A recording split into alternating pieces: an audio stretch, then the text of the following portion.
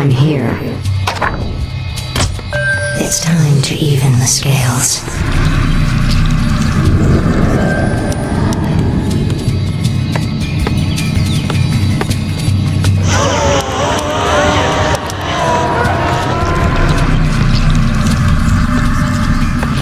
We demand additional lumber. Be ready. Baron Mothras will attack soon. With only our sister banshees and a few ghouls to aid us, it will be difficult to fend him off.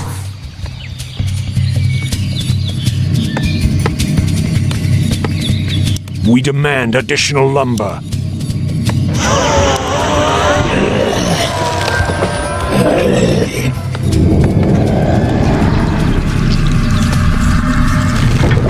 The moment is upon us. The damned stand ready.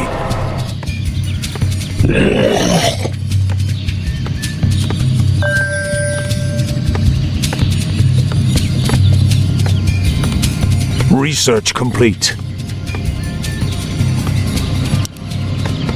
Done. Give the order. I wish only to serve. I gladly obey.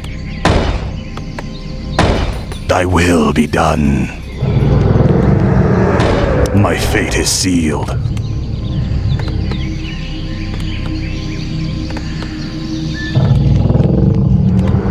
Research complete.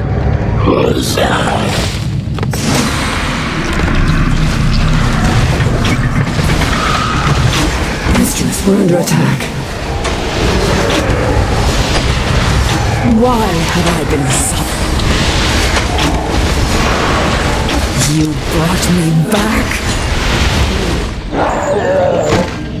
Research complete. We done waiting. You called to me.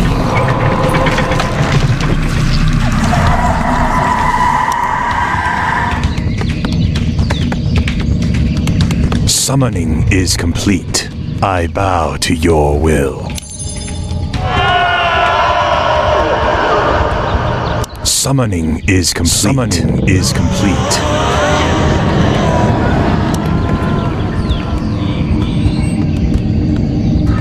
What we do? Summoning is complete. More gold is required. I've no time for Let games. my cries chill. What must I do?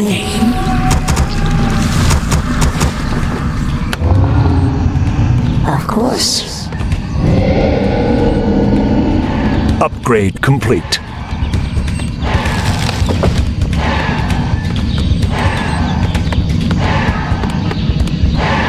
Upgrade complete.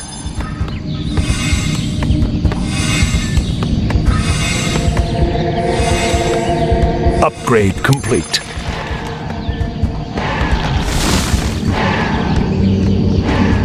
Where shall my blood be spilled? Yes, master.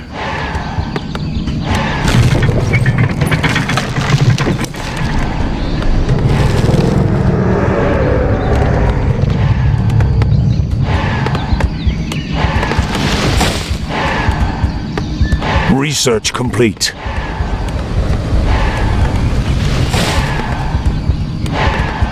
Give the order. What must I do?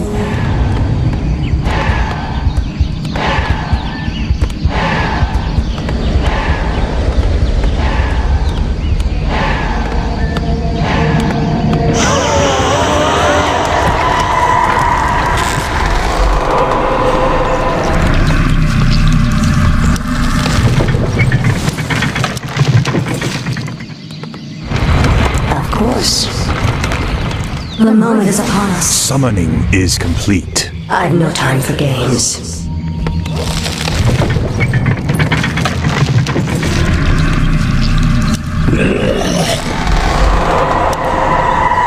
Research complete.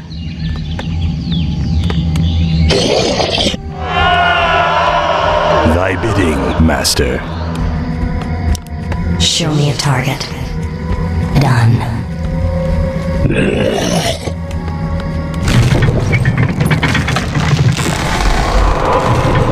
More gold is required. Our forces are under attack. It's time to even the scales. If it pleases you, let my cries chill the living. I'm listening. Upgrade complete. Give the order. Done. It's time to even the scales. I've no time for games.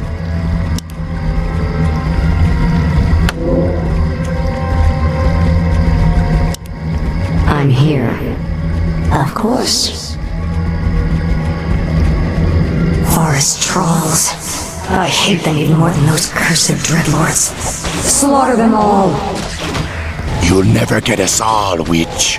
Chieftain Zulrog will hunt you down and avenge us. He's welcome to try, savage. The moment is upon us. Show me a target. The moment is upon us. Show me a target. I've no time for games. I'm here.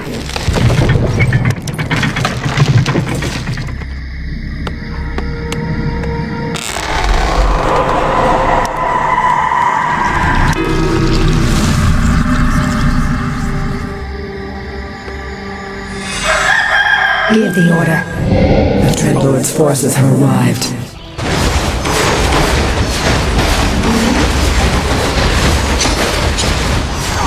My life, Vanessa. I'm here. If that is your wish. Show me a target. I'm listening. Let my cries chill the living. Hi. Give the order.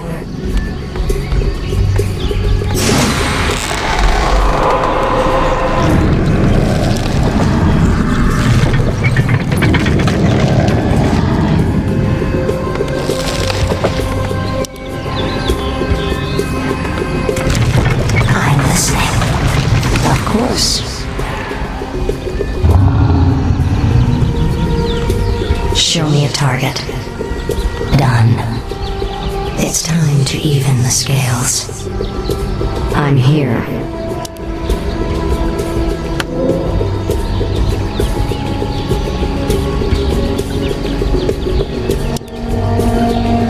Give the order. Show me a target. The moment is upon us. Of course.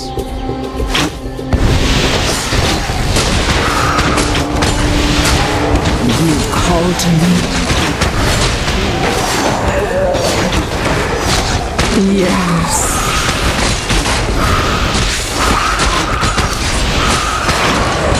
I must obey.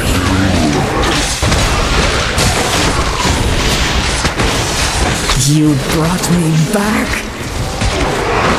I'm listening.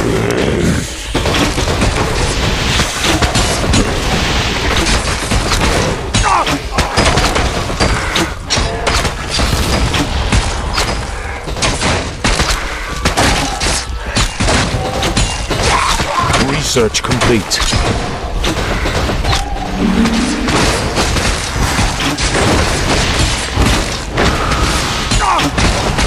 I've no time for games.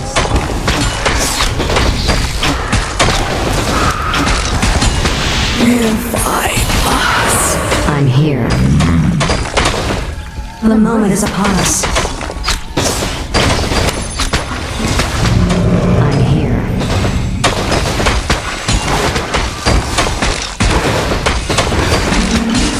What we do? I've no time for games. We don't wait.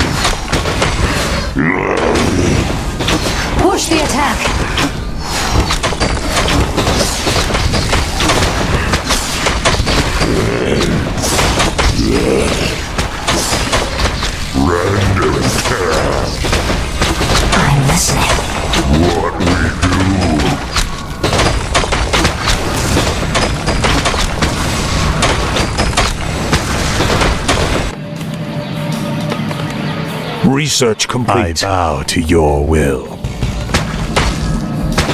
My fate is sealed. Yes, Master. I'm listening.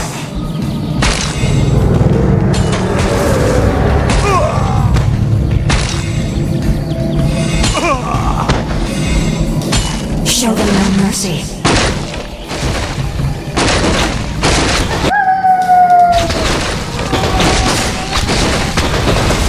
Done.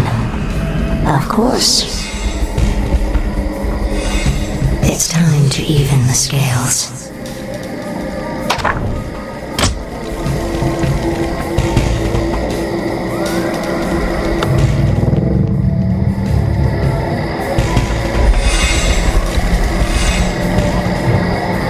My life for Nazul.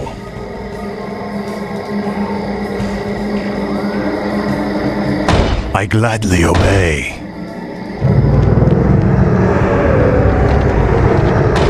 Thy will be done. My fate is sealed. Yes, Master. I gladly obey. Show me a target. I've no time for games. I'm here.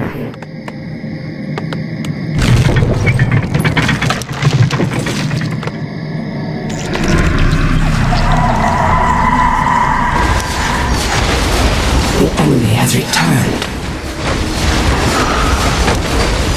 I must obey. Summoning is complete. Summoning is complete. Summoning is complete. Summoning is complete. Summoning is complete. I'm listening.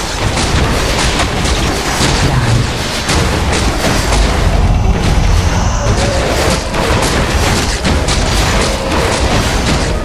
Let my cries chill the living. Thy bidding, Master.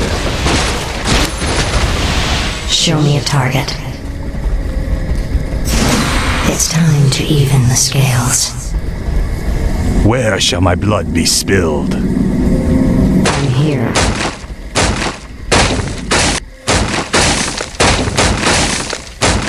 Of course. Show me a target. Summoning is complete. I've no time for games.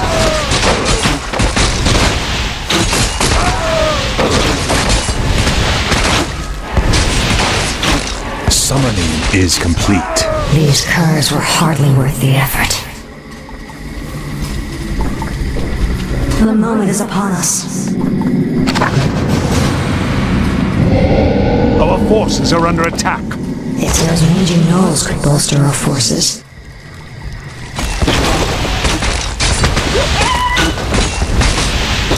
It's time to even the scales. Done. Give the order.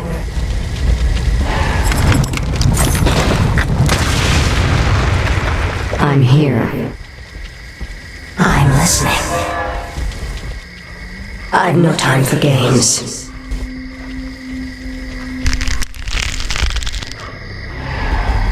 The moment is upon us. Of course. Back, you dead. No one trespasses on our territory. Will someone please steal his mind and be done with it?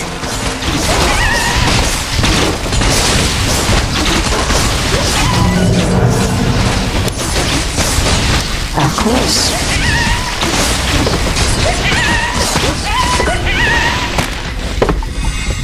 Done.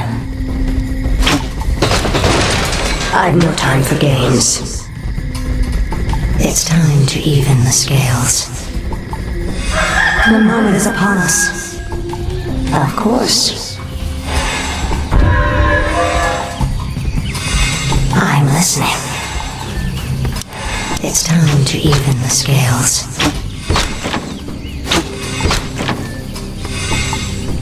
I've no time for games. Done.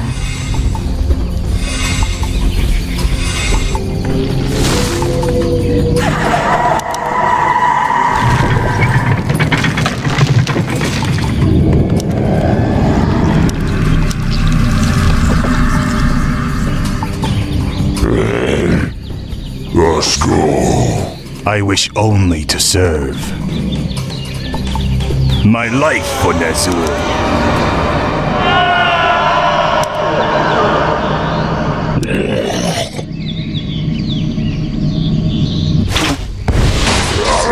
The moment is upon us. I've no time for games. The damned Let stand my ready. cries chill the living. The moment is upon us. Done. These slimy wretches could serve us well. The damned stand ready. Upgrade complete. Upgrade complete. Of course. More gold is required. Let my cries chill the living.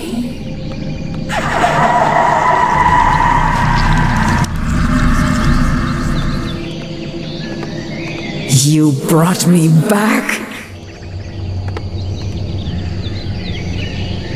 If it pleases you. Research complete. Why let my cries chill the living? Let my cries chill the living. You call to me. Our base is under attack. We must bolster our defenses. You call to me. It's time to open the scales.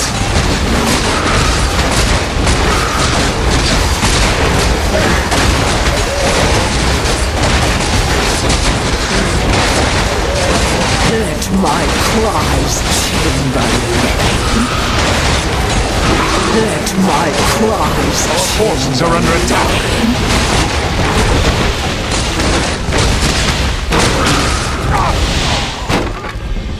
The moment is upon us. You brought me back.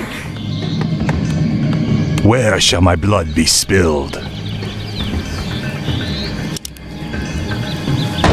Thy will be done. Thy will be done.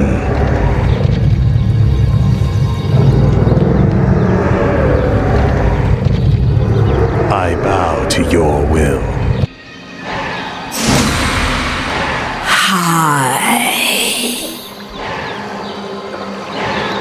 What must I do?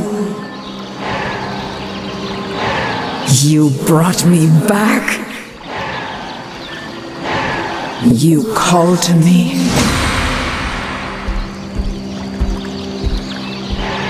I must obey. Yes. Why have I been What you looking at? Okay. Summoning is complete. I go. Summoning is complete. Summoning is complete.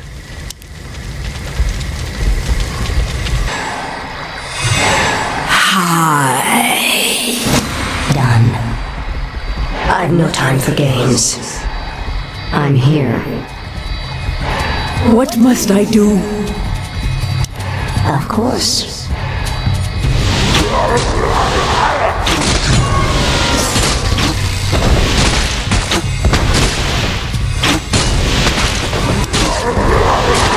You called to me.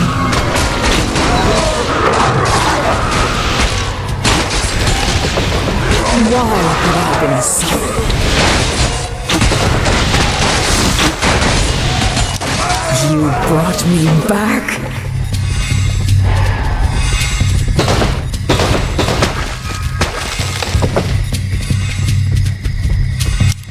What must I do? Our forces are under attack.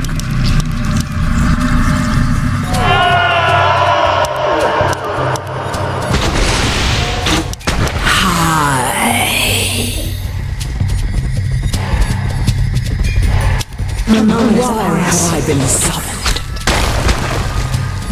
Hi. Me warlord Mugthal. Me crush weak dead. I think not.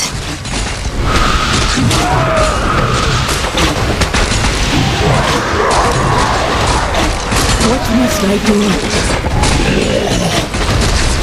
You are overzealous, my warriors. You destroyed him before we could lure.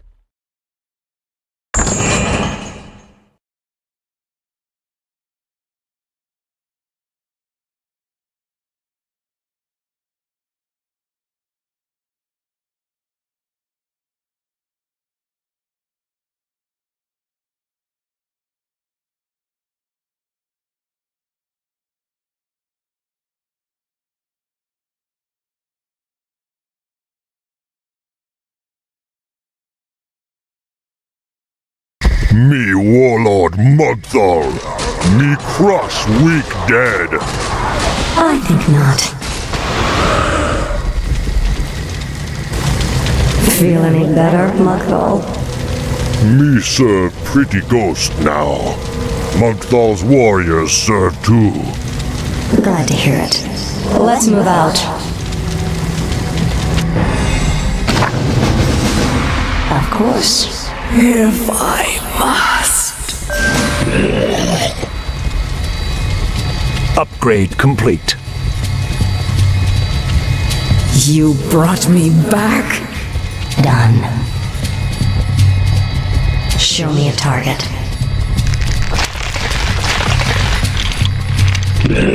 Give the order. It's time to even the scales. The moment is upon us. I'm listening.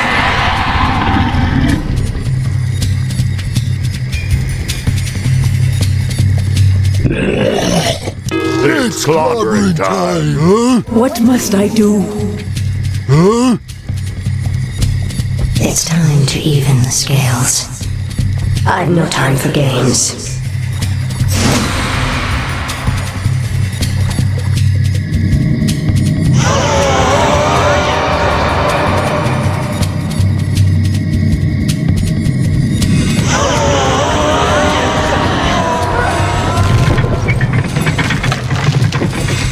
Get on with it.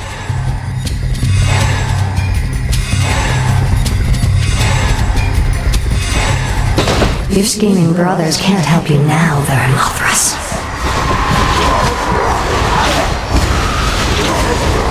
We're under attack.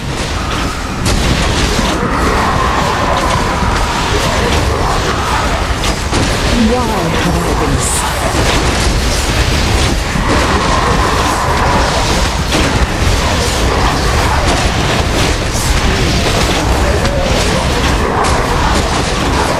You call to me. Done. You brought me back. Our gold mine is nearly empty.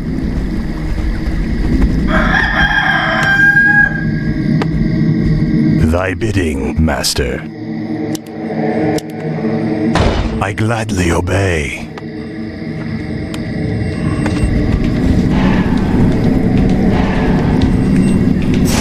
What must I do?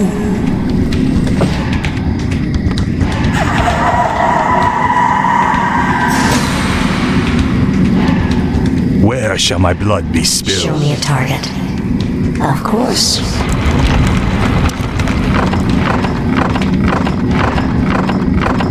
I'm listening.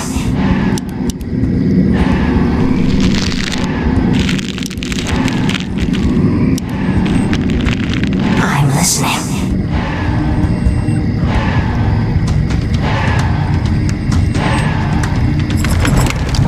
Give the order.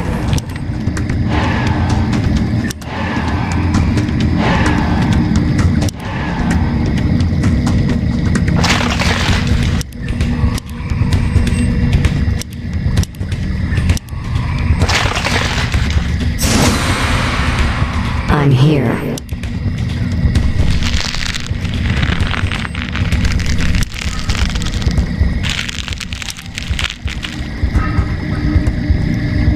Our forces are under attack.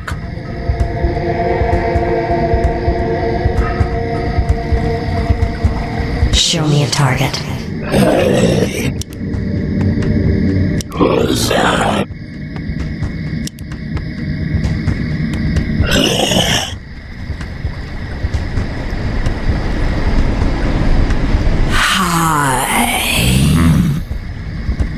We done waiting. My life for Nazul. Yes, Master. I'm listening.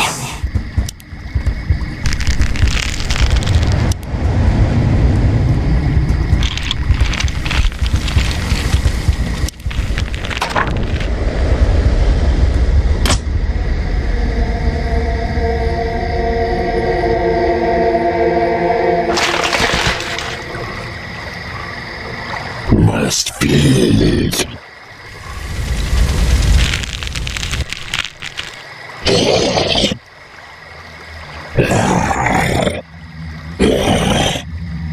Well, that brute must be Zulrog, the troll chieftain.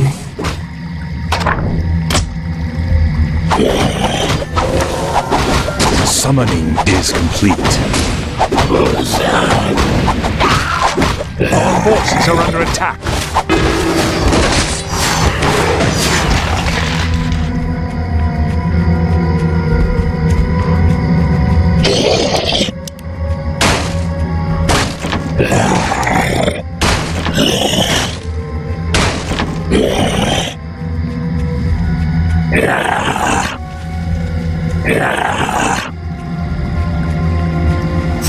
The moment is Why upon have us. I been summoned? Done. Yes.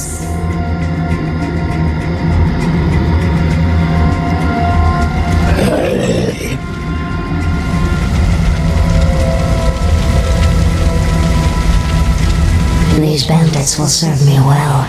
Let's find their ringleader and steal his mind.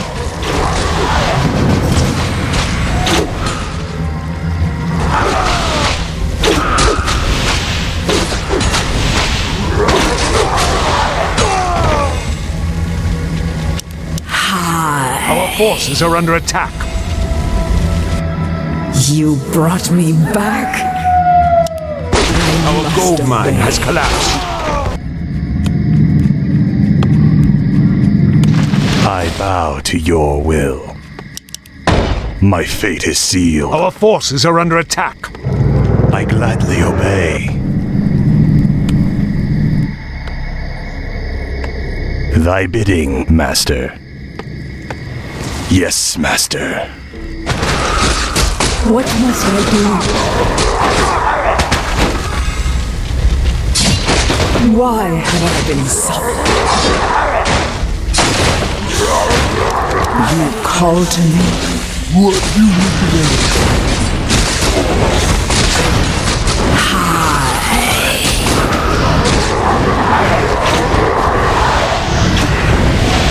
Why have I been summoned?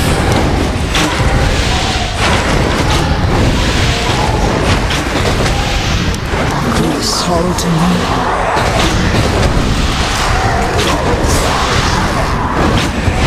What must I do? You brought me back. It's upon us.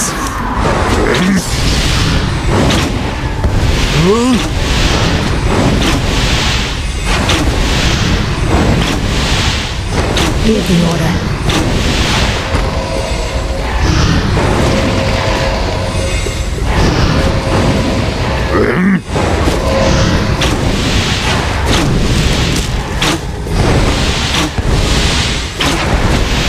What you looking at?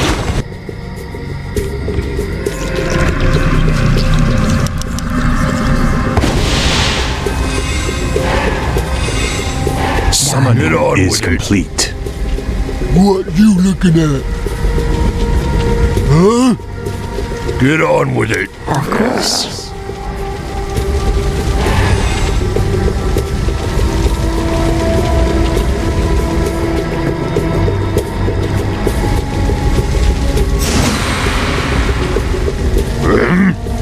Huh? Get on with it. Let my cries chill. Why have I been summoned?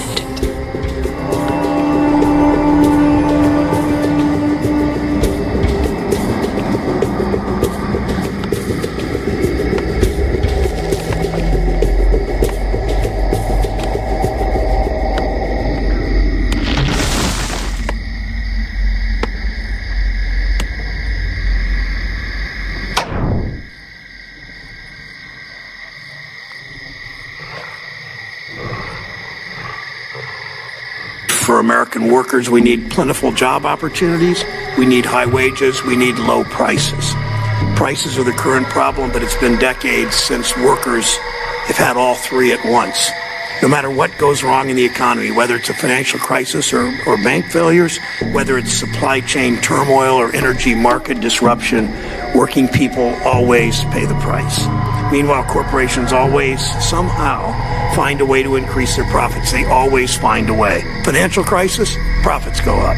Mass unemployment, profits go up. Global pandemic, profits go up. War in Europe, profits go up. Increasing energy costs, profits go up. When supply chains ground to a halt when Putin invaded Ukraine and the economy reopened and demand surged everywhere all at once, the rest of us saw problems to solve. But in many corporate boardrooms, executives instead saw an opportunity. For the largest multinational corporations, inflation has been a perfect excuse to increase profits by raising prices far beyond the costs of their inputs.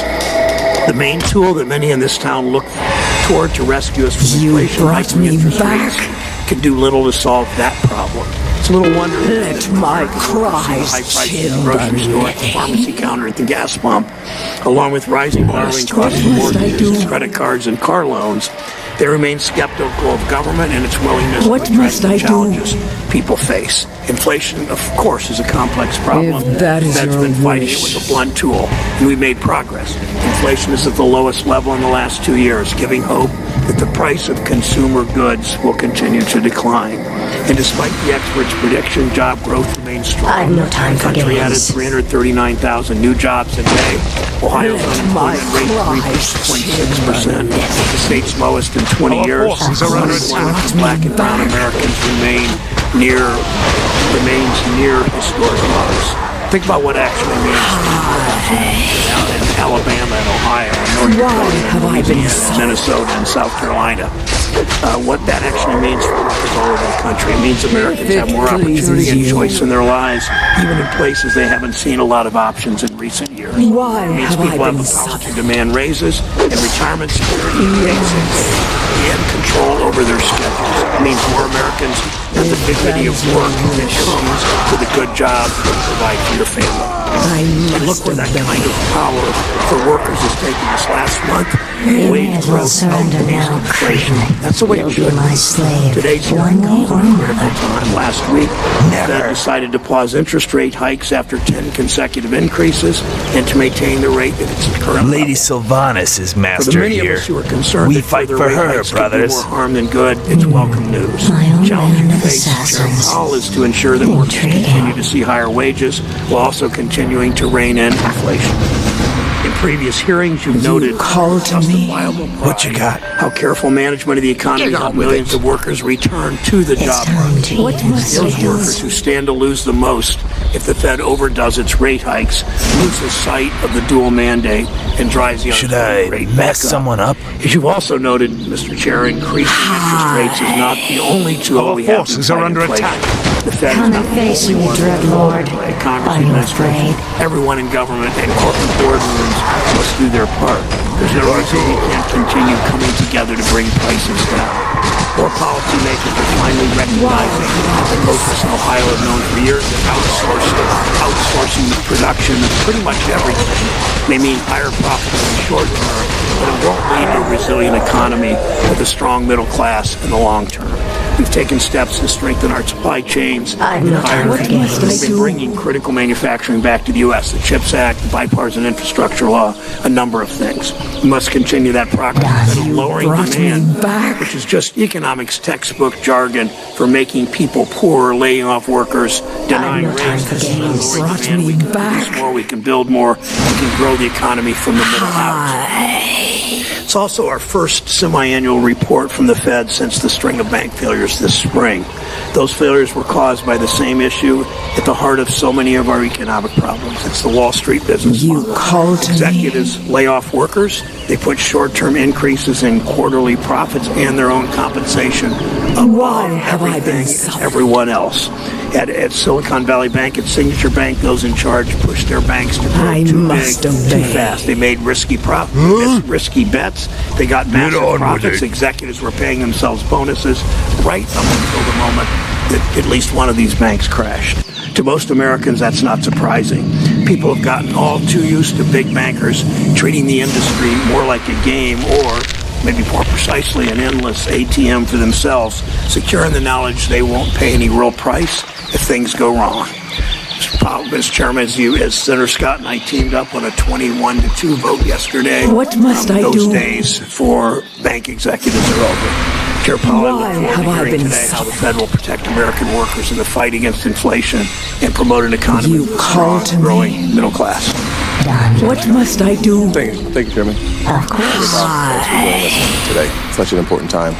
Your last appearance before this committee You was about brought 4 me months ago, back. 6 days before the collapse of 2 banks. And while we continue to investigate those bank failures, it's important to examine the macro factors such as rising Why interest have rates I that been contributed summoned? to the bank failures It's and the current time to economic even stresses that American families face every single day.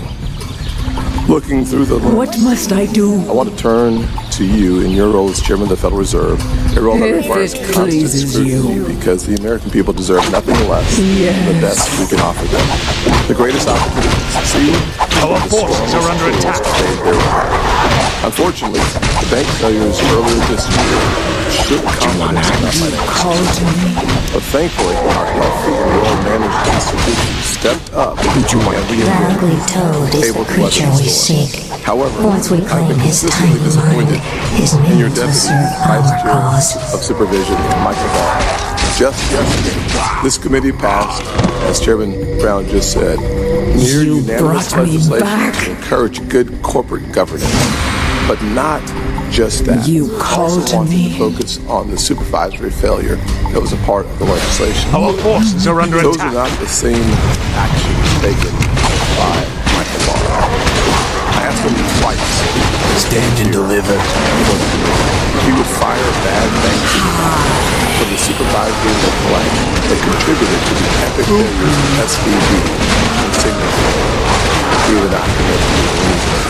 And I would ask you in your role as the active executive officer, if you would take some action firing those responsible for missing what is glaringly obvious. Now to all of brought me America, back. certainly should have been obvious. What must I do? I've said from the beginning that this has been a failure in 3 parts, the SVB Signature. There's a failure of the bank Why have I execs. been The action that we took 21-2 yesterday reinforces Congress is willing to take the lead and That is hold your bank wish. executives accountable. The second failure was the supervisory failure, and that requires the Fed to hold those accountable, just like Congress did. And third, the Biden inflationary economy is drove prices really high and resulted Our forces are in under attack. 10 rate increases What must from I you do? all. In the wake of Silicon Valley's banks, as the vice chair in his report on the failures, we heard directly from you that your role was to announce it, to get briefed on it, but not necessarily to be involved in the work of it. So my question is, as you watch Vice Chair Barr roll Our out higher forces are under capital attack. standards, it seems like your very clear statements is that you will be supporting as well as working to implement Vice Chair Barr's recommendations. You But as brought know, me that back. other members of the board, Governor Bowman, has recently said that Mr. Barr wrote a report on Silicon Valley Bank's failure that provided his conclusions and went on to state that the report should be used to help guide discussions among policymakers, not necessarily just to rush towards implementation. of Vice Chair Barr's recommendation. I'd love to hear your thoughts on that path forward. Any final words, your Demon? job is to rubber stamp the spare my decisions life. I beg Vice you. Chair Barr I can be or of service. your I swear it. responsibility to take into Just like a consideration demon, you'd sell Vice your Chair brethren out just to save your own skin. and then try to I'm pass listening. that seems to be consistent. I know with what is in the my best brother's interest plans are. of our I know nation, where their frankly, forces are of our based. financial Just let institutions. me I serve do you, not believe and I'll help you defeat them. increasing significantly the capital right, standards Baron in the Mothras. best interest I'll of let small you prove your businesses loyalty to who me. for loans, But more be capital warned, to put on the I'm keeping sidelines, you on a less short capital leash. there is for us to see our financial institutions loaning the money out. I look forward to continue our discussion during the question and answer time. Thanks, Mr. Scott. Today we have Chair of the Federal Reserve, Jerome Powell, and monetary policy in the state of our economy. Thank you for your public service, Chair Powell, and please present your testimony. Thank you. Thank you, Chairman Brown. Thank you, Ranking Member Scott, and other members of the committee. I appreciate the opportunity to present the Federal Reserve's semi-annual monetary policy report. We at the Fed remain squarely focused on our dual mandate to promote maximum employment and stable prices for the American people. My colleagues and I understand the hardship that high inflation is causing, and we remain strongly committed to bringing inflation back down to our 2% goal. Price stability is the responsibility of the Federal Reserve, and without it, the economy does not work for anyone. Northrend. Without price stability, It feels like a lifetime since I was last here. Period of strong labor market Something out there is threatening the Lich King. We must reach ice ground quickly. My king, we'll need to establish a base here first. The U.S. But this economy island slowed is nearly significantly devoid last of year, resources. and recent indicators suggest that economic What activity the? has continued to expand. They look like at a high modest elves. pace. What are they doing Although here? growth in consumer spending has picked up this year. Prince Arthas, Activity in the housing we are the sector Blood remains Elves. weak, We largely have sworn reflecting to higher avenge the mortgage rates. ghost of Quel'Thalas. Higher interest rates and This slower dead output land growth will also be appear to be weighing cleansed. on business fixed Northrend investment. belongs to the Scourge, The elf. labor market remains You made a very terrible tight. mistake Over the by first coming 5 here. months of the year, job Slay gains them. averaged a robust 314,000 jobs per month. Onward for the The unemployment rate was up, but it Slay remains them low, in their sweet 7%. There are some signs that supply and demand in the labor market are coming into better balance. The labor force participation Thanks for the rate has assistance, moved mighty up in one. recent months, The especially Lich King for sent me to individuals aid aged you 25 death to knight. 54. I am Nominal wage growth Urak, has shown ancient some king signs of of Azul easing, Narub. and job vacancies I have welcome declined your so aid, far. Anubarak, but we have little While time the for jobs to pleasantries. workers We gap must reach has ice narrowed, ground labor immediately. demand still substantially exceeds the supply of available workers. Inflation remains well above our longer run goal of 2%. Over the 12 months ending in April, total personal consumption, or PCE, prices rose 4.4%. Excluding the volatile food and energy categories, core PCE prices rose 4.7%. In May, the 12-month change in the Consumer Price Index, or CPI, came in at 4.0%, and the change in the core CPI was 5.3%. Inflation has moderated somewhat since the middle of last year. Nonetheless, inflation pressures continue to run high, and the process of getting inflation back down to 2% has a long way to go. Despite elevated inflation, longer-term inflation expectations appear to remain well anchored, as reflected in the broad range of surveys of households, businesses, and forecasters, as well as measures from financial markets. With inflation remaining well above our longer-run goal of 2% and with labor market conditions remaining tight, the FOMC has significantly tightened the stance of monetary policy. We have raised our policy interest rate by 5 percentage points since early last year. They must have a base and around we've here continued somewhere. to reduce our security holdings at a brisk pace. We've been seeing the effects of our policy. No tightening one on orders demand me in the around. most interest rate sensitive sectors of the Finally. economy. It will take time, however, for the full effects of monetary restraint to be realized, especially on The inflation. dead shall serve. The economy is facing headwinds from tighter credit conditions for households and businesses, might which are cannot likely to be weigh on matched. economic activity, hiring, and inflation. The extent of these effects remains uncertain. In light of This how far better we be have come good. in tightening policy, the Time uncertain is lags with which fleeting. monetary policy affects the economy, and potential headwinds at from credit last. tightening, the FOMC decided last week to maintain the target range for the federal funds rate at 5 to 5.25%. and to continue the Frostmourne process of hungers. significantly reducing our securities holdings. This is more Nearly like all it. FOMC participants expect Finally. that it would be appropriate to raise interest rates somewhat further by the At end last. of the year. But at last week's meeting, considering how far and how fast we've moved, we judged it prudent to hold the target range steady to allow the committee to assess additional information and its implications for monetary policy.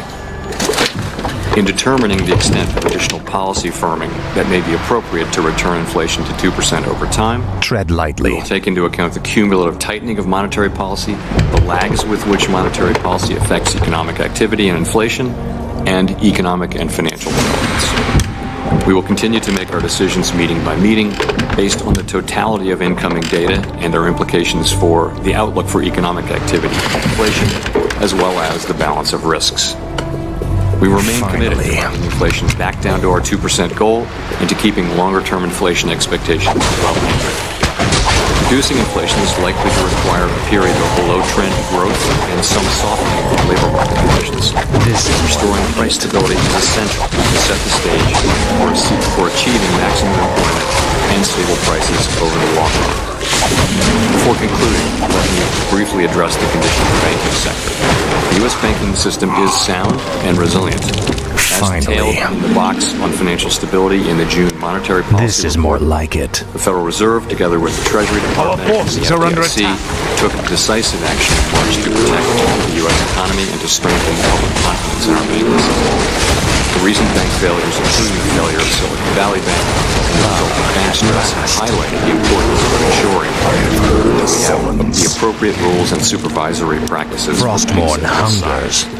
We're committed to addressing these vulnerabilities Finally. to make for a stronger and more resilient Frostmourne hungers.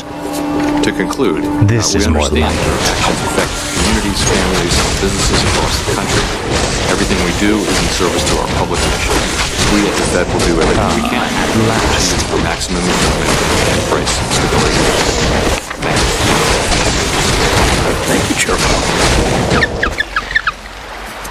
You will know endless torment. UBS has discussed the role that corporate What is it profiteering now? plays in persistent inflation. Inventory Inflation is has risen. This is more It's like fallen it. from 9%, as you know, it's peaked to 4%. Prices continue to climb because of supply shortages and corporate profiteering, what we're starting to call greedflation. Given that rising interest rates certainly won't solve greedflation, why maintain interest rates at the current level or even consider, as you've suggested, raising them again, given the risk of harming the livelihoods of more than 1.5 million workers and their families? At last. Mr. Chairman, the committee broadly feels that while monetary policy has gotten to an appropriately restrictive level, if the economy performs about as expected, that it will be appropriate to raise hikes again this year and perhaps twice. A strong majority of the committee feels that it will be appropriate again, assuming that the economy performs as expected 2 times before the end of this year. We've come very Seismic far, tremors. and the reason why What tortures this land? maintained our The rate earthquakes at the have last shattered a meeting was to glacial give wall ourselves and more revealed a new time waterway. to stretch Perhaps out our fleet can time use for this to making our these advantage. decisions. We moved very quickly at the beginning, and we gradually slowed down. This is just a continuation of that.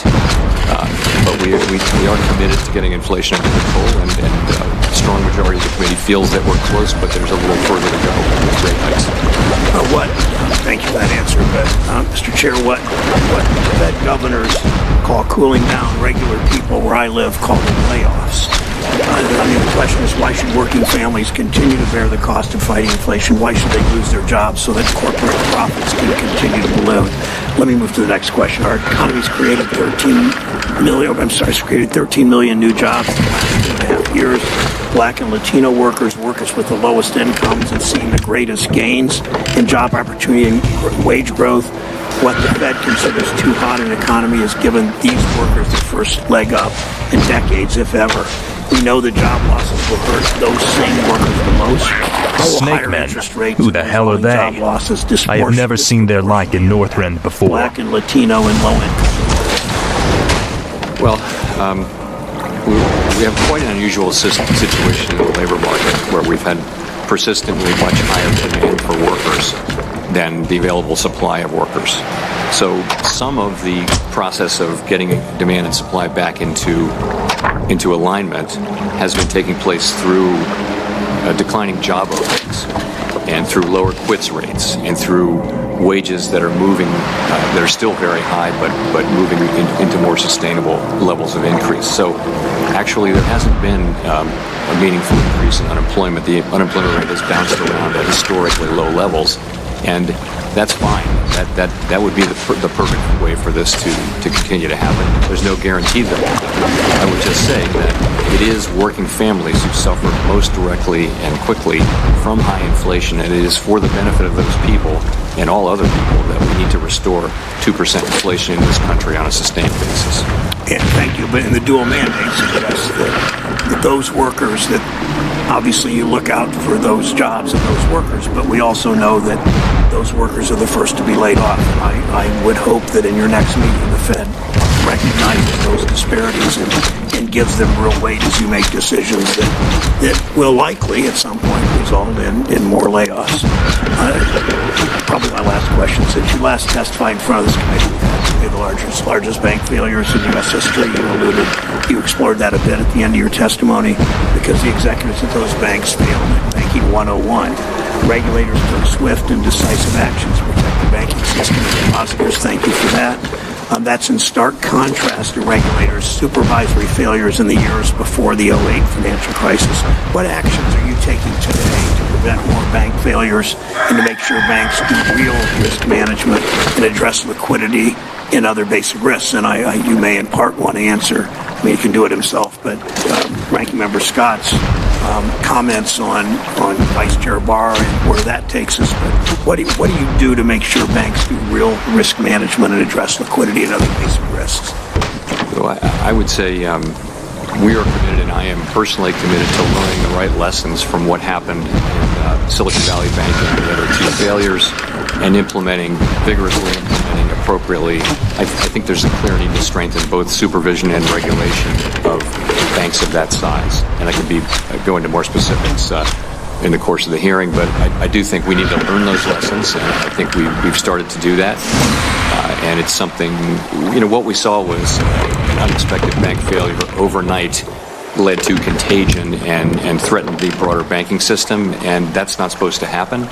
And we're going to take appropriate measures to reduce the chances that something like that would happen. Let me follow up briefly on that. The Fed plans to propose an overhaul. We've talked about the existing bank capital requirements, so we have a more resilient banking sector. Is increasing capital requirements for banks with $100 billion or more in assets to prevent future bank failures? Is that a strategy that Fed plans to, as well to promote financial stability? What's done is done. We have not come to there hasn't been a final proposal. There's been a draft proposal that's been circulated, but it's, in my understanding, it's not final, and I know things are still moving around a little bit, so I don't really have a final proposal that I can comment on. I do think that the capital increases that are getting so much notice are really on the larger banks. There may be also some capital increases in the proposal for banks down to $100 billion, but not below that. And yesterday you said we want to, in particular the GSIBs, the 8 largest banks, to have very high levels of capital and liquidity. You stand by that statement? I did, and I said, of course, we did spend years raising capital and liquidity standards a great deal on those institutions, and I supported all of that. And I concluded by saying that further increases, if they are proposed, will need to be justified, of course, as any change in rule would be. Finally. Chairman, let's stay with the capital requirements. We're talking about larger institutions, but frankly, throughout the entire banking system.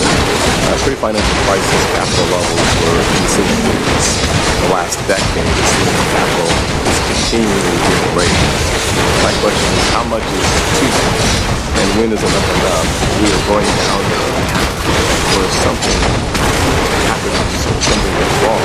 The only default solution seems to be to raise the capital standard, capital on the sideline. The formulas that I use, a little simple formula, the higher the capital standards, the lower the capital on the private sector, the fewer loans, and less capital for those who are actually creating jobs. And so we have too much capital on the sidelines, then we have too little capital for actually creating and producing a vibrant economy.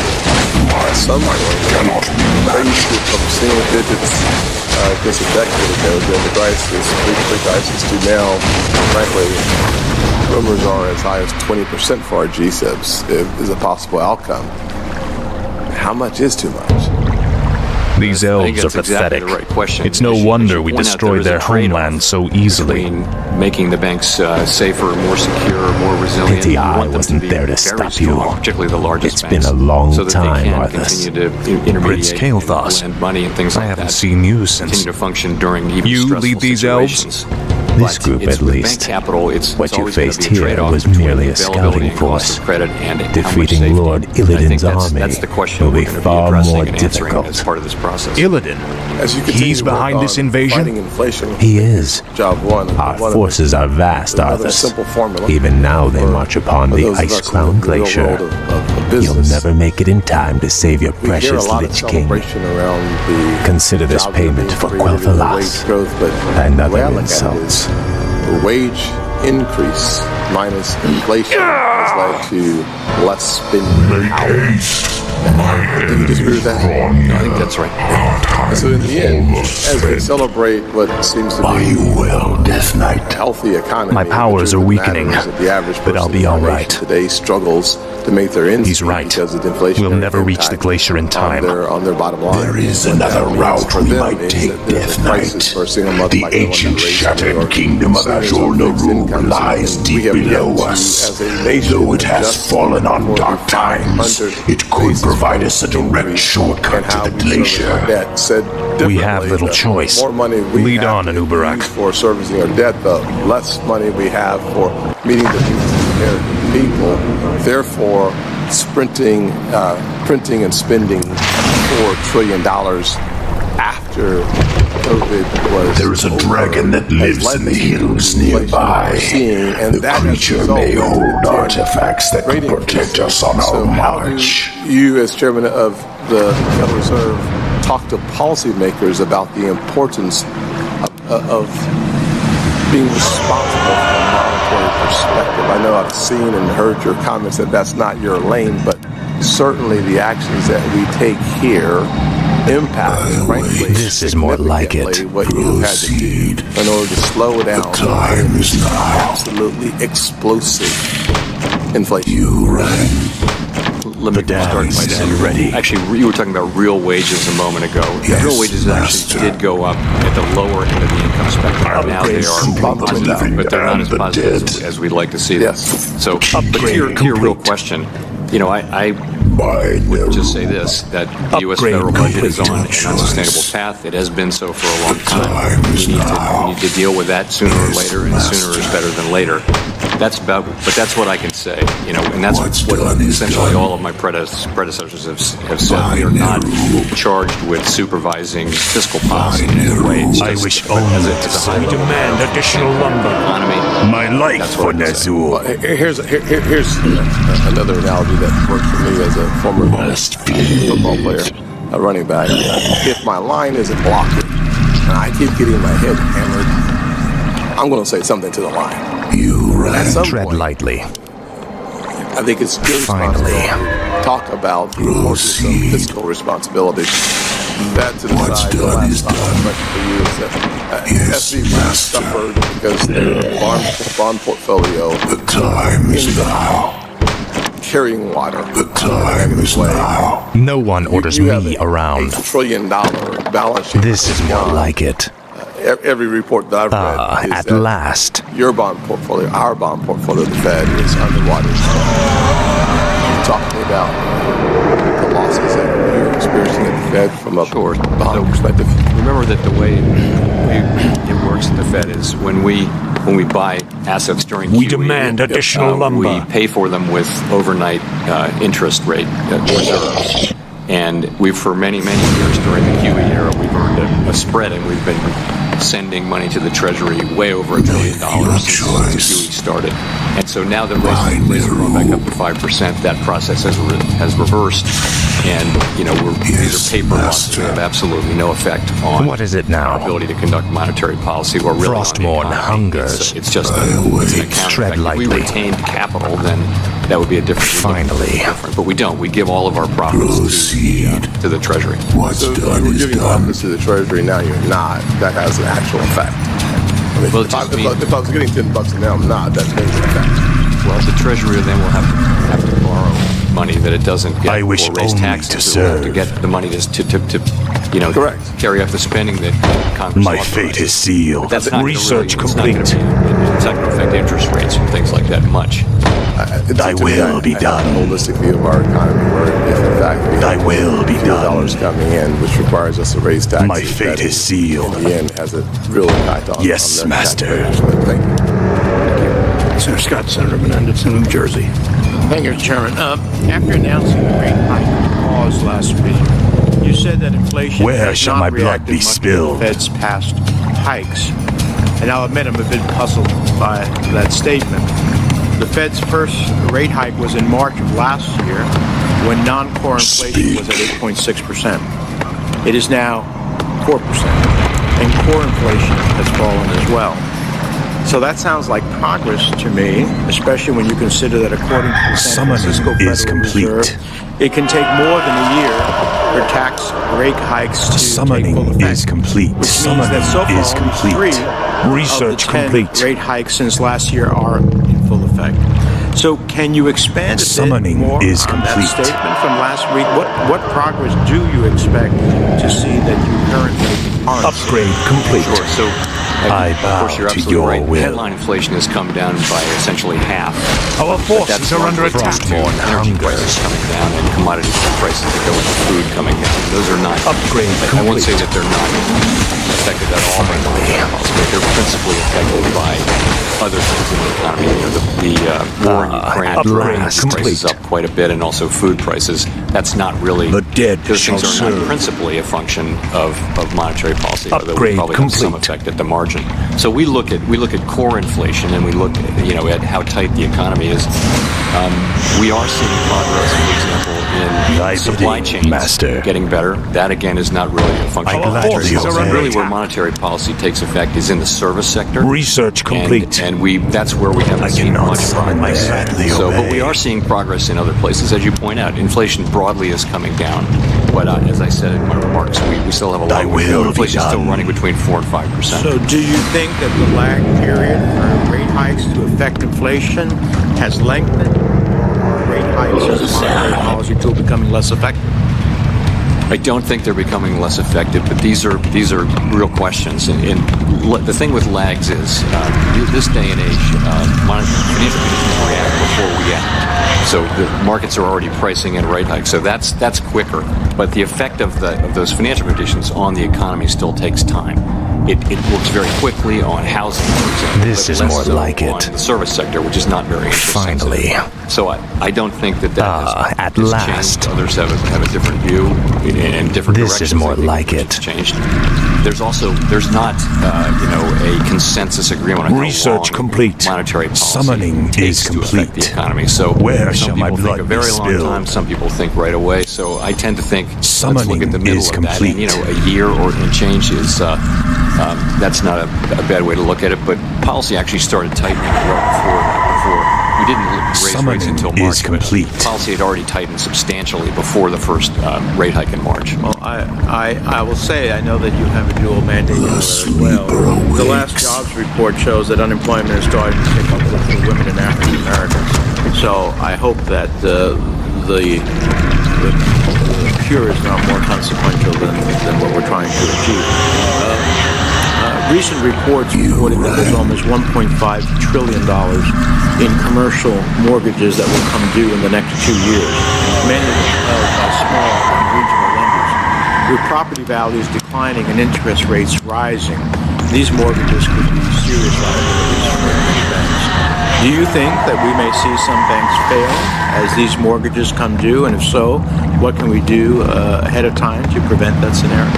So we're spending a lot of time on these issues, and we have been for quite some time. And again, I think you put your finger on it. It's really which banks have Research concentrations, high concentrations of real estate, and that is not suited to Frostborn hunger. some of the smaller banks. So we've identified those banks. There's a supervisory toolkit where we work with banks to try to help them resolve those issues by raising capital or dealing with what's happening. And of course, what is happening in the office space nationally. There's an issue with people working from home and with just less demand. There's a sort of one-time adjustment going on. There are also some other pockets of commercial real estate where there's some softness. So we're working with banks to work our way through this. We're very aware and very focused on it.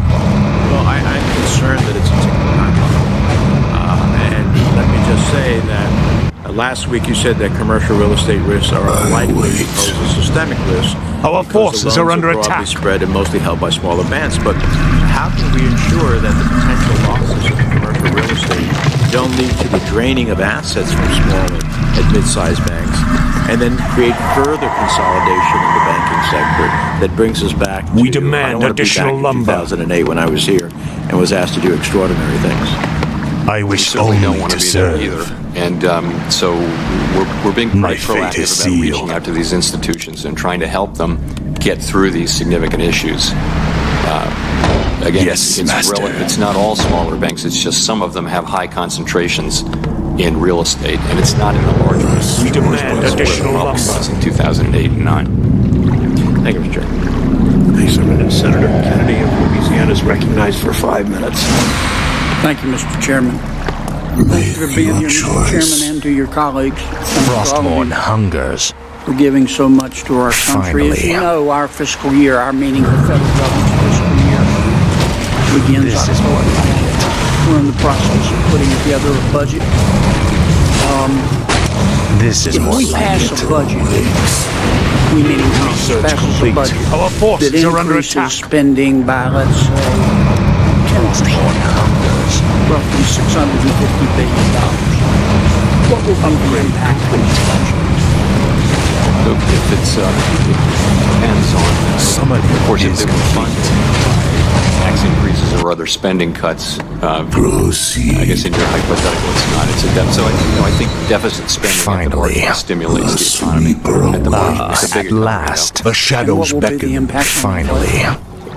There would be an Our it would forces probably are be a under small attack. effect on inflation. My life ultimately, for but Nezu. There would be an effect through stimulation. At last. It would be more demand. Just in general, I'm not commenting on it. I know. This is more Sort of commenting on fiscal policy.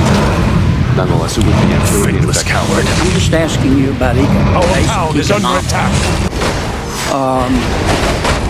I just read a piece by one of your economists from San Francisco. I bow to your will. Mr. Shapiro, who's arguing that Upgrade labor complete. costs have virtually nothing to do with service inflation Frostborn hungers. and a negligible Frostborn is a hungers. negligible factor in broader inflation. And I read this stuff from some Summoning but I is just wonder complete. What planet they're tuned in from? If Congress passes a budget, in my prior example, that reduces No one spending orders by me 10%, around.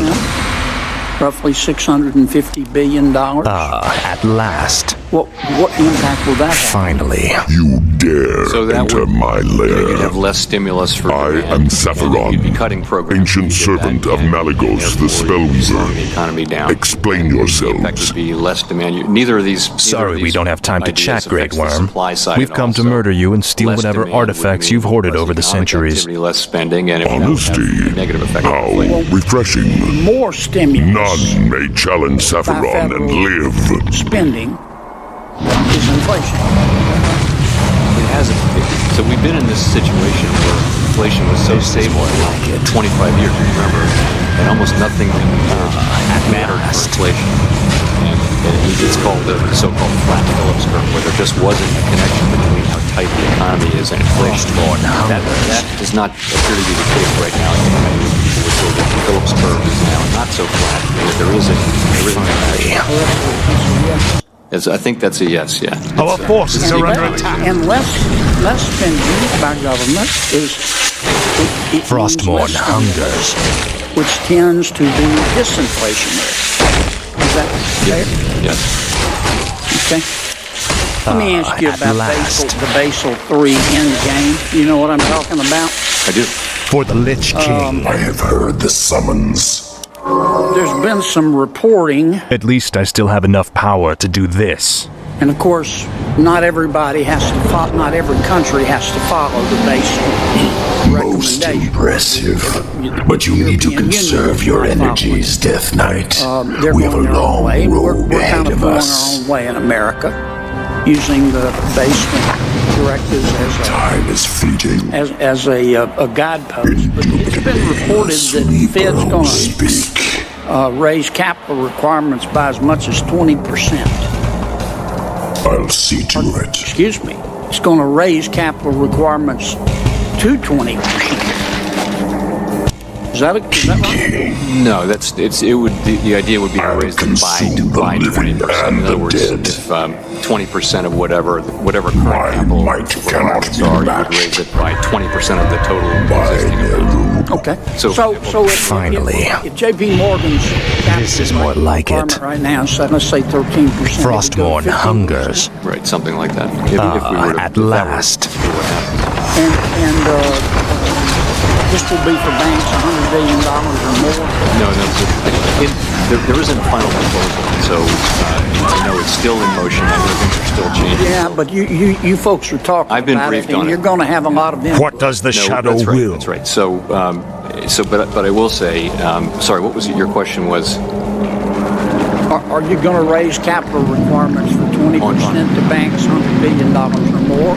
Or are you going to affect community banks as well? Small? No, the capital requirements will be very, very skewed to the 8 largest banks, the G6. Upgrade complete. There may be some capital increases for the other banks, and there won't. I think none of this should affect banks under $100 billion. The really big banks? Yes. Are they the ones that are at risk right now?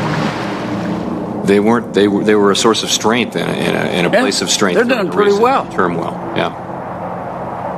We've gone from too big to fail to we're damn happy they're big. I mean, haven't we?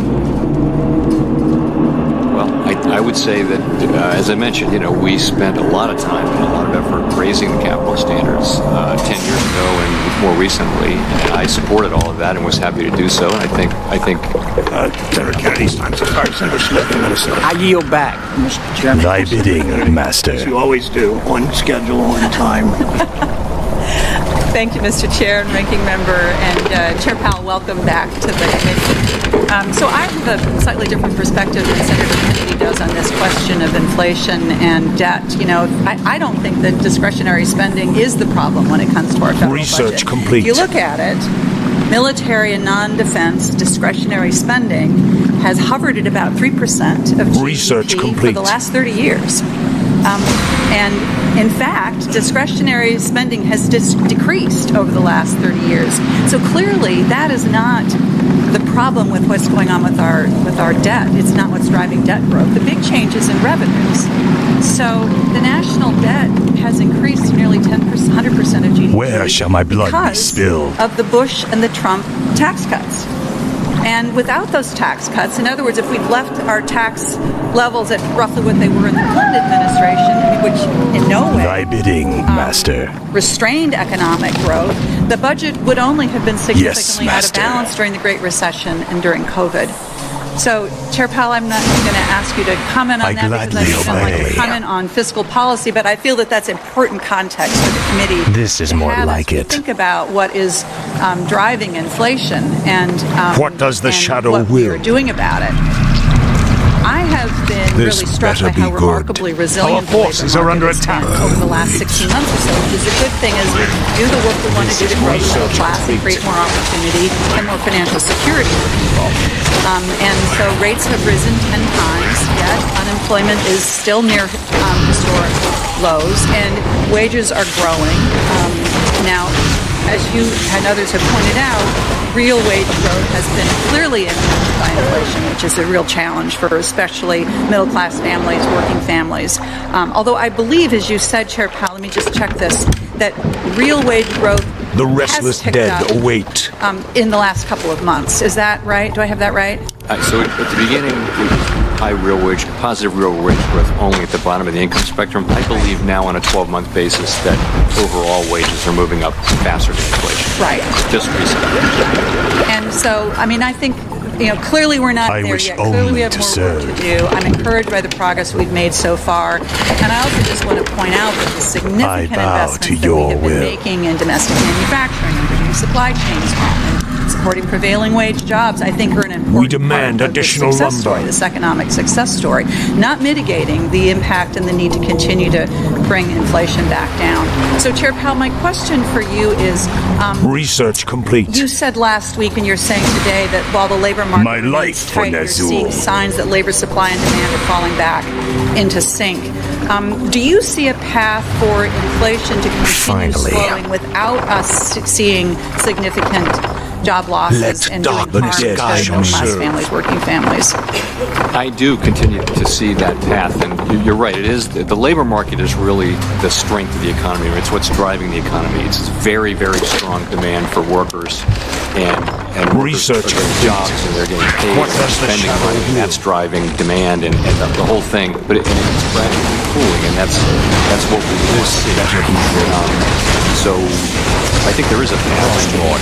Ideally, the means by which demand and supply get back into alignment will involve things like the restless dead await. Job openings rate coming down as opposed to the unemployment rate going up. The dead shall serve. And although if you look at our forecasts, it's not a desired objective, but we do expect on this path another earthquake will go up. This can't be good. It is historically low, even at 3.7%. Research complete. The last few years, we really haven't seen that for 50 years. So we do think it'll come up a little bit, but ideally, most of the booster will come in the form of other ways. Right, and so to the extent that we're able to pursue policies that strengthen the labor market, that contribute to the resiliency of the labor market, it seems as if that should help to mitigate the negative impacts on the labor market that rising rates would our forces are under attack. Would have. Effect what rising rates do is it slows growth and this is more like it. So our part of it is to try to get inflation under control. That's what we're doing. Ideally, we'll do that with as little as possible. What does the shadow do? Damage to the economy. Our forces are under attack. Thank you very much. Thank you, Mr. Chair. Senator Tillis. Where shall my blood be Thank you, Mr. Chair. Chair Powell, thank you for being here. My fate is sealed. Got a quick question. Yesterday, Governor Cook on this committee the Basel Endgame proposal from the Vice Chair. She has not had an opportunity to look at it. Now we hear reports that I think that it's 1,000 pages long, probably with a lot of technical information. How much time are the voting principals our forces are under attack to fully review and vet this proposal? And is there any expectation that review will result in any changes, or is it just a matter of them either saying yes or they agree with Barr's recommendations? So, I would say I will make sure that there's enough time for governors to review the final proposal. We've been briefed on the contents of it.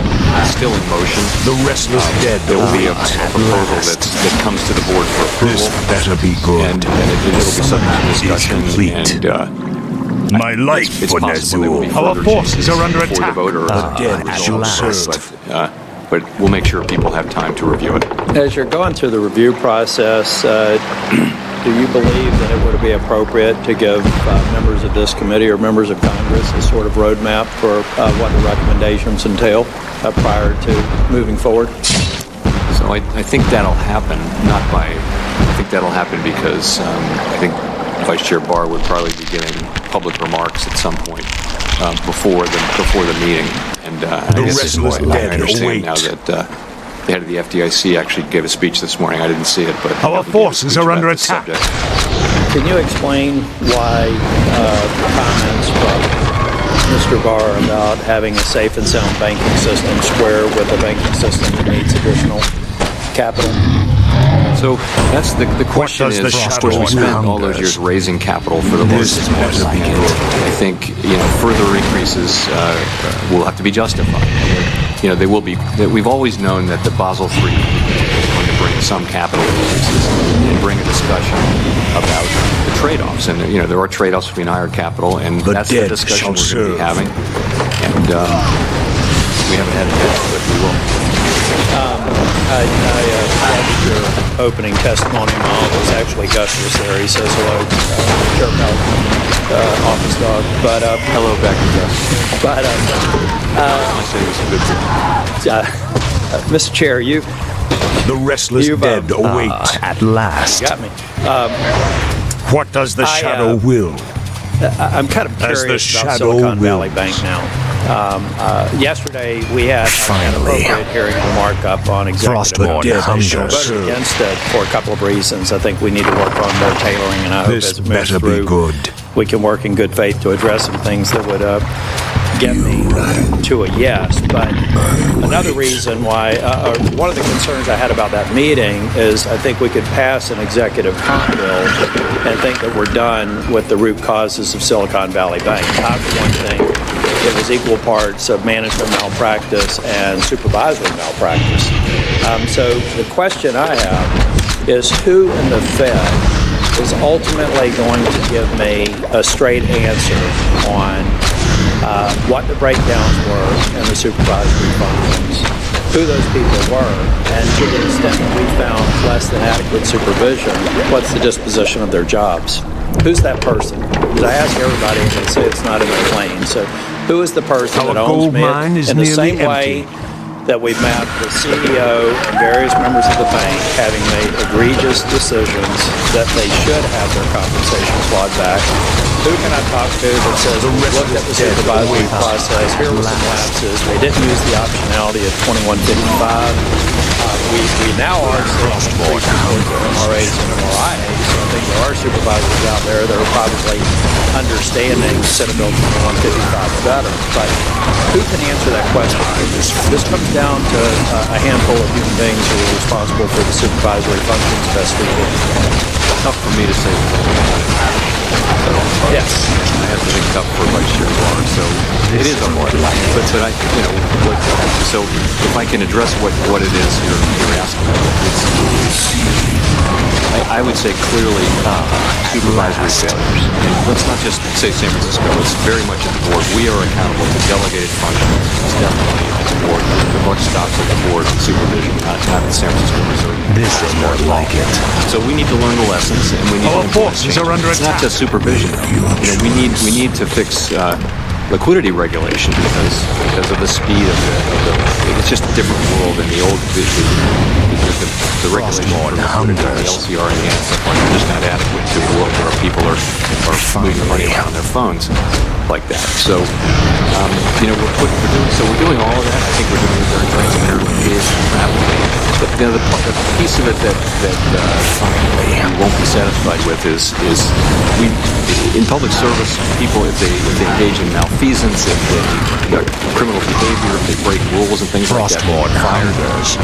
Nothing like that happened here. This was San Francisco Fed they had insufficient manner had notified the management team that they needed, but it just wasn't forceful. At last. And that's a problem with our system, I think, in the way bank regulation is a very kind of procedural-oriented thing where you're raising things like that. We need to be able to be nimble and more forceful where appropriate. Not every day on every decision, but on where it's appropriate. So that's what I think we're working on now. Well, thank you. And again, thank you. You've been very accessible. I'm going to try and request a meeting after the recess sometime this summer. I would like to provide with you. We'll be submitting questions for the record. Thank you. Gold mine. I would add that I know very good that insufficient manner 155 Barr's predecessor, Mr. Quarles, weakening the rules even more. And frankly, all of you at the Fed in those earlier days, and the Congress and the administration in those earlier days are off the hook either. So our banks should have been hauling us to Maryland. Thank you, Mr. Chairman, and thank you, Chairman Powell. I just want to make sure I have a couple observations straight in looking at the most recent report, beginning with wage growth, because throughout the last couple of years, we've seen rising wages. We've also seen, of course, rising prices. But it's been my observation that for lower wage workers, working paycheck to paycheck, at last, real wages are up. In other words, the increase in their wages outpaced the increase in prices they were facing. And your latest report seems to indicate that that trend is actually even more broad-based right now. Could you speak to that? That is right. Exactly right. At the beginning of the pandemic, wages Our forces are under attack. People in those public-facing service jobs that are relatively low paid because that's where the shortages were, and they got months of wages. And Frostborn hungers. I think overall, on a 12-month basis, you now have wage growth by most measures that's higher than inflation. So real wages going up. Well, that's obviously a good news story for the economy. Let me ask you about labor force participation, because we've also seen more people being on the labor force. Obviously, that helps Frostborn hungers. Inflation, wage inflation. And I understand that immigration actually has been an important part. Our forces are under Could you attack. speak to the role of immigration in that sense? Sure. So participation has moved up, I think, more than we expected. It did move up last year. We were very disappointed, and now it has moved up, and that's more people in the labor last. The other thing that's happened, though, is immigration basically went to almost zero during the pandemic, and there's been quite a strong rebound in immigration, and that's creating more people in the workforce. So Your pain shall be legendary. One of the reasons why businesses are reporting that it's that labor supply and demand are getting into better balance is because of both participation and immigration. I'll make sure you suffer. Thank you. I'm still hearing, and I know you are, it's still a real phenomenon. There are huge workforce shortages, especially in healthcare, nursing, all sorts of areas. Look forward to identifying ways to deal with those issues. So, just a broad question on how you approach decisions regarding interest rates, and I very much support the decision you and your colleagues made to pause the increase in interest rates. I understand you're going to continue to monitor the situation. I understand the signal that you've already given regarding the future, but you obviously have the dual mandate. You have mandate to maximize employment. You also have a price stability mandate. Now, Frostborn. But then you also have this other responsibility. This is more like it. The shadows. Our forces are under attack. So my question is this: to what extent Frostborn hungers. To what extent Your does pain shall be legendary. About stability in the banking area impact decisions that you make going forward? This is more like it. Respecting interest rates. How is that factored? There's pretty The shadows beckon. substantial research showing that when you have a shock to banking, like the one we had in March, to a sector of the banking industry, that at last, come back in 6 months, you will see lower lending. And it doesn't appear immediately, but it's strong in the data. So we have been saying, we've been waiting to see that No that one does play orders a part, me at least in my around. thinking, that What does the there shadow may be will? a bit more tightening in the pipeline than there otherwise would have been. The We shadows don't really beckon. see evidence of it yet, but then again, we wouldn't expect it. But it all points to me in the same direction. We moved very, very quickly when we had to move quickly. We've been slowing down since Finally. last December, from 75 to 50, Faithless to coward. 25 at every meeting. Now, we're getting very close, at least close to where we think our destination is. Where we think it Frostborn is. hungers. It only makes common sense to move at a careful pace. We don't want to do more than we have to, but we do think, overwhelmingly on the committee, we do think that there's more rate hikes coming, but we want to make them at a pace that allows us to see incoming information, so we make the decision. Thank you. Thanks, Chairman Hall. Senator Manson. Thank you, Mr. Chair, and Chairman Powell, thanks for being here. Good to see you. This I want to better sort of be good. pick up on some of the questions that Senator Tillis was asking about Basel III, and in particular, some of the capital requirements and how they What affect does the shadow the regional will? banking and ecosystem in particular. And maybe we just sort of start with some background on the Silicon Valley Bank situation, just to make sure we're on the same page. I suspect we agree on this, but I think we can sort of make sure and not have a discussion about it. So Silicon Valley Bank, I think we sort of broadly agree. No one orders me around. Collapses. They were way too exposed to long-term interest rate risk because the interest rates went up. Their balance sheet deteriorated. Fool. That, of course, led to a liquidity crisis and then the bank. One thing that I've heard a lot of folks talk about, and this is in the context of Basel III, but also in other contexts as well, is the idea that we need to increase capital requirements, in particular on some of the small and medium-sized banks. Of course, if we adopt the Basel III, that would happen. But as I understand it, if Silicon Valley Bank, let's say in the years leading up to the crisis, were exposed to higher capital requirements, isn't it plausible that they would have satisfied those higher capital requirements by buying more long-term treasuries? Well, it doesn't matter what the asset is. You just have to have assets. Capital is the difference between assets and liabilities.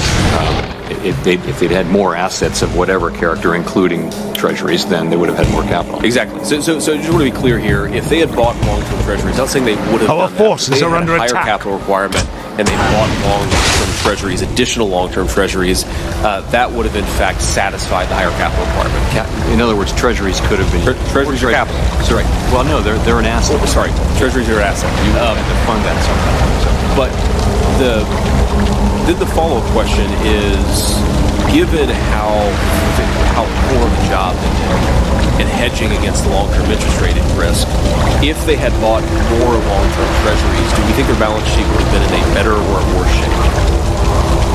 They would have had a bigger loss, and more to the point, they would have still had overwhelmingly uninsured deposits. Exactly.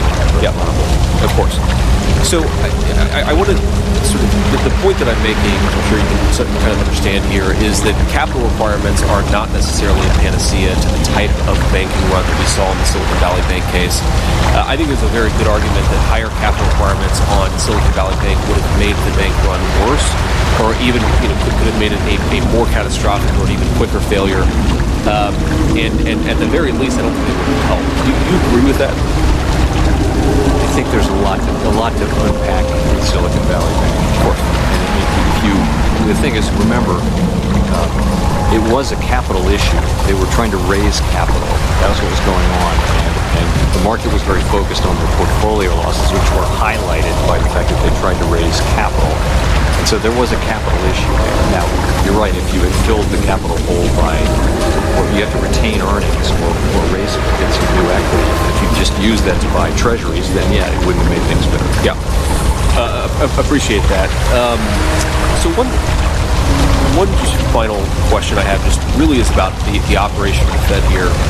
And we've talked about this privately. I've talked about this a lot of this committee. I know the chairman shares this concern. We have a lot of mid-tier banks in the state of Ohio, and I think that mid-tier, that three-tier banking ecosystem is really, really important. Huntington Bank in Columbus, Ohio, I believe, is the single largest SBA lender. If you look at the commercial and small business lending, a lot of it's being done by the mid-tier banks, and I feel like they're facing a lot of pressure from regulators and just in their business model, because they have seen some flight of deposits away from them towards the larger banks. So I really worry about potential problems we're creating for these banks from both a regulatory and a business model perspective. But I wonder, about, do you guys have, meaning at the federal Finally, do you guys have research a complete. standardized approach where you try to understand the capital cost of each tier of our banking system? Is that something you don't concern yourself with, or is it? No, we definitely concern ourselves I wish with only that. to serve. All of us, and I'll just speak for myself. Yes, really Master. That we're lucky to have I such a gladly diverse obey. group of institutions, from the community banks through the smaller regional, I big bow regional. to We your demand that's additional a great feature lumber. of America and of our economy, because they're just important in their own ways. So we try hard not to do a one-size-fits-all thing. Of course. If I can, just one more final question here, Mr. Chairman. Do you have a good sense of what the capital cost is for additional important banks versus the mid-tier banks? Like, what is the capital cost? We demand additional broadly lumber. Speaking, maybe we'll follow up. I gladly obey. In a written question, but I'm very curious about how you guys think about that different capital cost because it informs a lot of at policy. last. Thank you. I'd be happy to have that. This is more like it. Senator Vance, Senator Fetterman, Pennsylvania is recognized.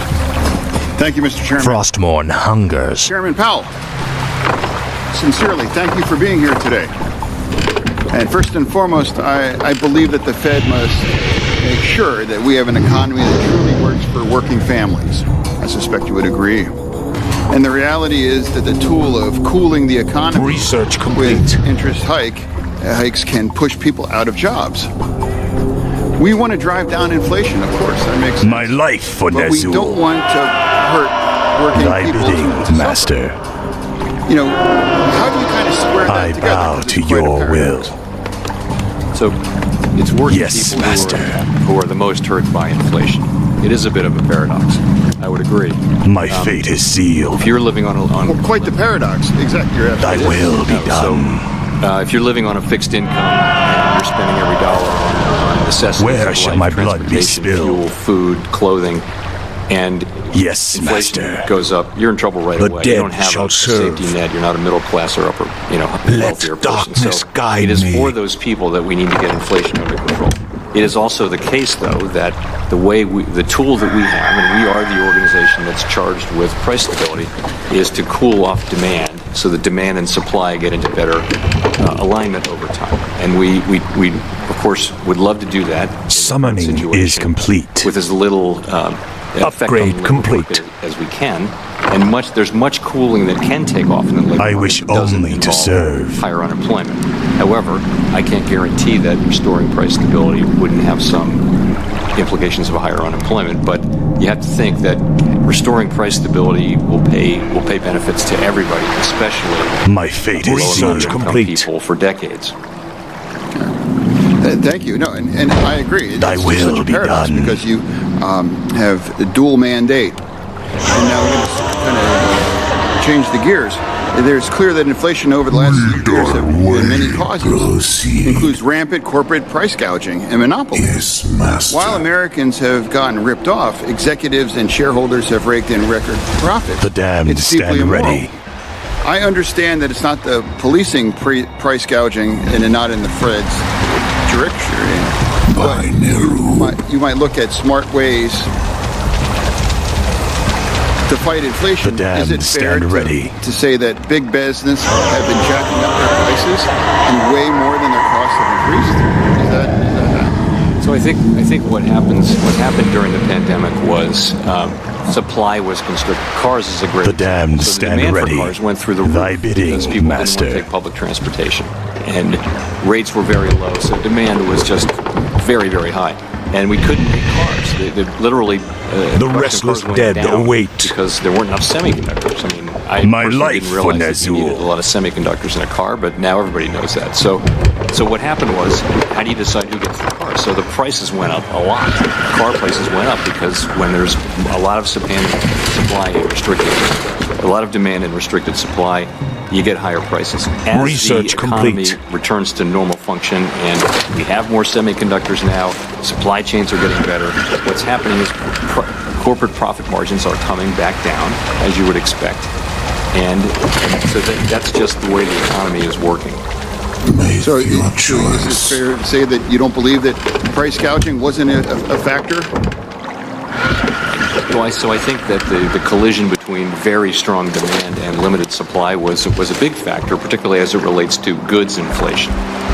It's not much of a factor as it relates to housing services inflation or services inflation. I which wish account only for about to serve. 3/4 of inflation. I wait. All right, thank you. Thank you. Ceding the time. Well, summoning is complete. Senator Daines of Montana. Chairman, thank you. Time is now. Al, good to have you here this I morning. serve The only dead the shall Montana, serve. as well as the Mountain Tread West, lightly. inflation remains above 5%. In fact, we're higher than any other region in the nation. whether it's gas stations, grocery stores, increasing prices, and its real-life impacts remain truly a top-of-mind and daily issue for Montanans. With inflation remaining stubbornly high, I can't help but reflect on the warning signs that were ignored by my colleagues across the aisle while they raced to push through trillions of dollars in partisan spending disguised as COVID relief. And now the American people are bearing the brunt of this reckless spending. In fact, for the average American, unless you received a nearly 16% pay raise over the past 2 years, effectively received a pay cut. Chair Powell, I urge you and the Fed to remain vigilant and steadfast in your effort to rein in inflation for the sake of all Americans. Unfortunately, record high inflation is not the only crisis the Fed is having to navigate. While bank regulators were more focused on climate change than actually regulating the banks at under last. supervision, several coastal banks collapsed. Tread lightly. Panic across the banking sector. Finally. Before the dust even settled, several of my colleagues across the aisle immediately began calling for increased regulation or capital requirements for banks, with little appreciation for the negative impacts these changes would have on small and mid-sized banks across the country. I've heard from banks across Montana who are justifiably concerned that they will be wrongfully punished for the actions of a few poorly regulated and poorly managed banks. At last. You mentioned several times your testimony yesterday and again here today that the U.S. banks will be strong and well-capitalized. Frostmore hungers. Chair Powell, if banks are so well-capitalized, why the urgency now to increase capital requirements around that would really prevent another Silicon Valley bank? Finally. Okay. Let me say first that I think we don't have a final proposal to talk about yet. We'll Tread lightly. Talk much more specifically about it. But this is more like it. Finally. For community banks and banks, any banks. Frostmore hungers. I don't think they're going to be part of this proposal.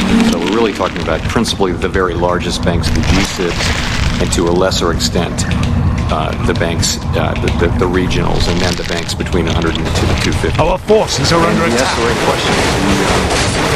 The question is more capital the answer, and we'll be addressing that. We'll be making the a restless proposal. Dead await public comment on that.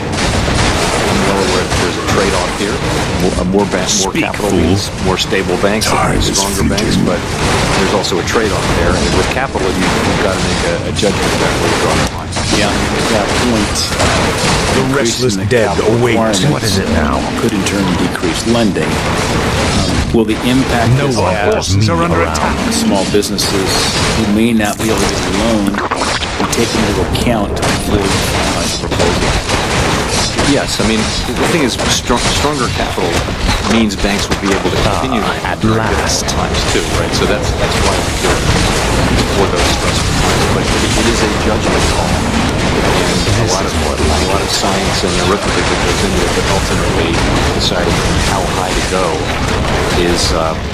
is a challenging question. And we're going to be making a proposal, and I'll personally be listening carefully to the comments. You alluded to focus more on the G-SIBs and Frostmore hungers. Smaller banks, perhaps from the impact. No one orders me around. And I realize the proposal is still being developed. It's not finally baked yet.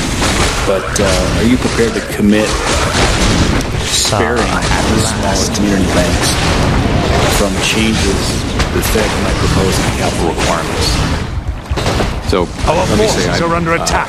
My understanding is that the proposal doesn't affect banks under $100 billion. I would have serious questions as to why it would, and particularly most community banks, for example, in your state, are much smaller than $100 billion. I don't know why we would be looking at their capital. They're generally quite well capitalized. Great, thank you. I'm going to turn on inflation back to that earlier statement. I appreciate the wait-and-see approach the FOMC took at its most recent meeting. As I noted in my remarks, inflation is more stubbornly high, particularly in the Mountain West, and labor markets remain as tight as we've ever seen. It was noted, however, that the committee is poised to continue raising rates later this year. My final question, can you expand just a bit more on your outlook for the rest of the year and speak to your continued commitment to do whatever is necessary to bring inflation back to your 2% target? Yes, so I think seismic tremors. If you look at the committee's what tortures this land? Mine are very similar. We expect modest growth going forward. Growth in Frostmourne hungers below the sort of Frostmourne hungers. The United States economy, which is around 2% or a little bit less growth, lower than that. And we expect the labor market to continue to gradually cool off. And with that, there's an expectation that inflation will continue to move down later this year. And if things happen that are sort of broadly in keeping with that, the strong majority of the committee this is more like it to raise the federal funds rate again once or twice by the end of the year. A strong majority came down on twice between now and the end of the year. So I think the data will tell us what to do. I think the point of our meeting, the last meeting, was really to moderate the pace of our decision making on this because, it was very important to move quickly last year, and we did. It's not so important now because we've come so far and we're relatively close, we think, to where we need to get. But we will. People should believe, and broadly speaking, the data show that they do believe that we will do what it takes to get inflation down to 2% over time. Thank you, Senator Hagerty from Tennessee is recognized. Thank you, Mr. Chairman. And Chairman Powell, good to see you again. I'd like to start with something that has troubled me since our hearing yesterday regarding the proposal that's coming forward by Vice Chair Barr. I'll consume the living and the dead. Far-reaching ramifications, I think. It's rumored to have over 1,000 pages in it. Yet when I asked Governor Cook about the proposal yesterday, she told me she has not reviewed it. My understanding is that the agencies, including the Fed, are due to vote on this on the 18th of July. And given the fact, and I think Senator Warner described it aptly yesterday, the potential for a perfect storm here. If the rumors that we're hearing about capital requirement increases that are proposed are true, this may come at a time banks may be preparing for a capital increase at a time when we absolutely need banks to be lending. Straining at lending by last. raising capital requirements. What does the shadow will? Numerous analyses, the impacts on the For the small Lich business King. community, on the banking system need to be taken The dead into account. shall serve. And I'm very concerned, particularly in light of This better be Governor good. Cook's response that she had not reviewed it, hasn't seen it, and didn't This better be good.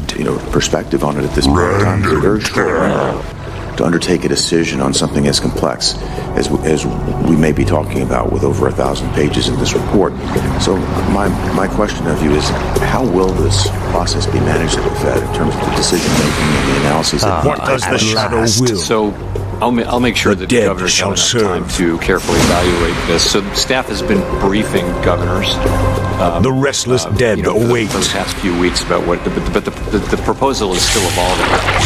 The restless dead await. Even as recently as this morning, things are moving still. So it's not possible to say we have not seen a proposal.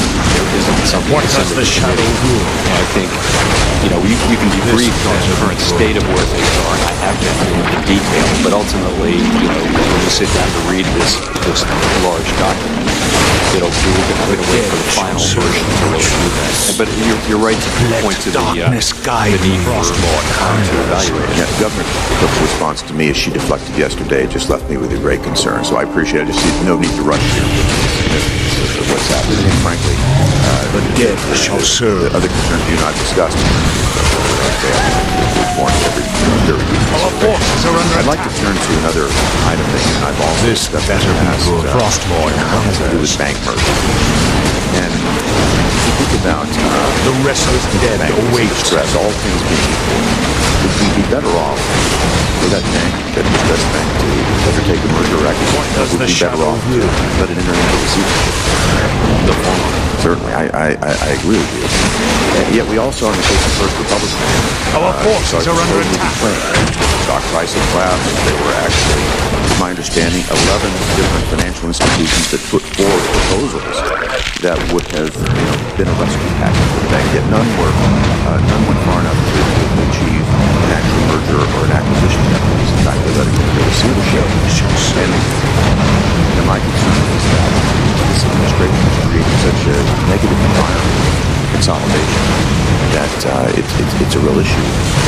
My question to you is, do you think the current state we are, should we allow more banks to merge, especially with the stress on somebody else?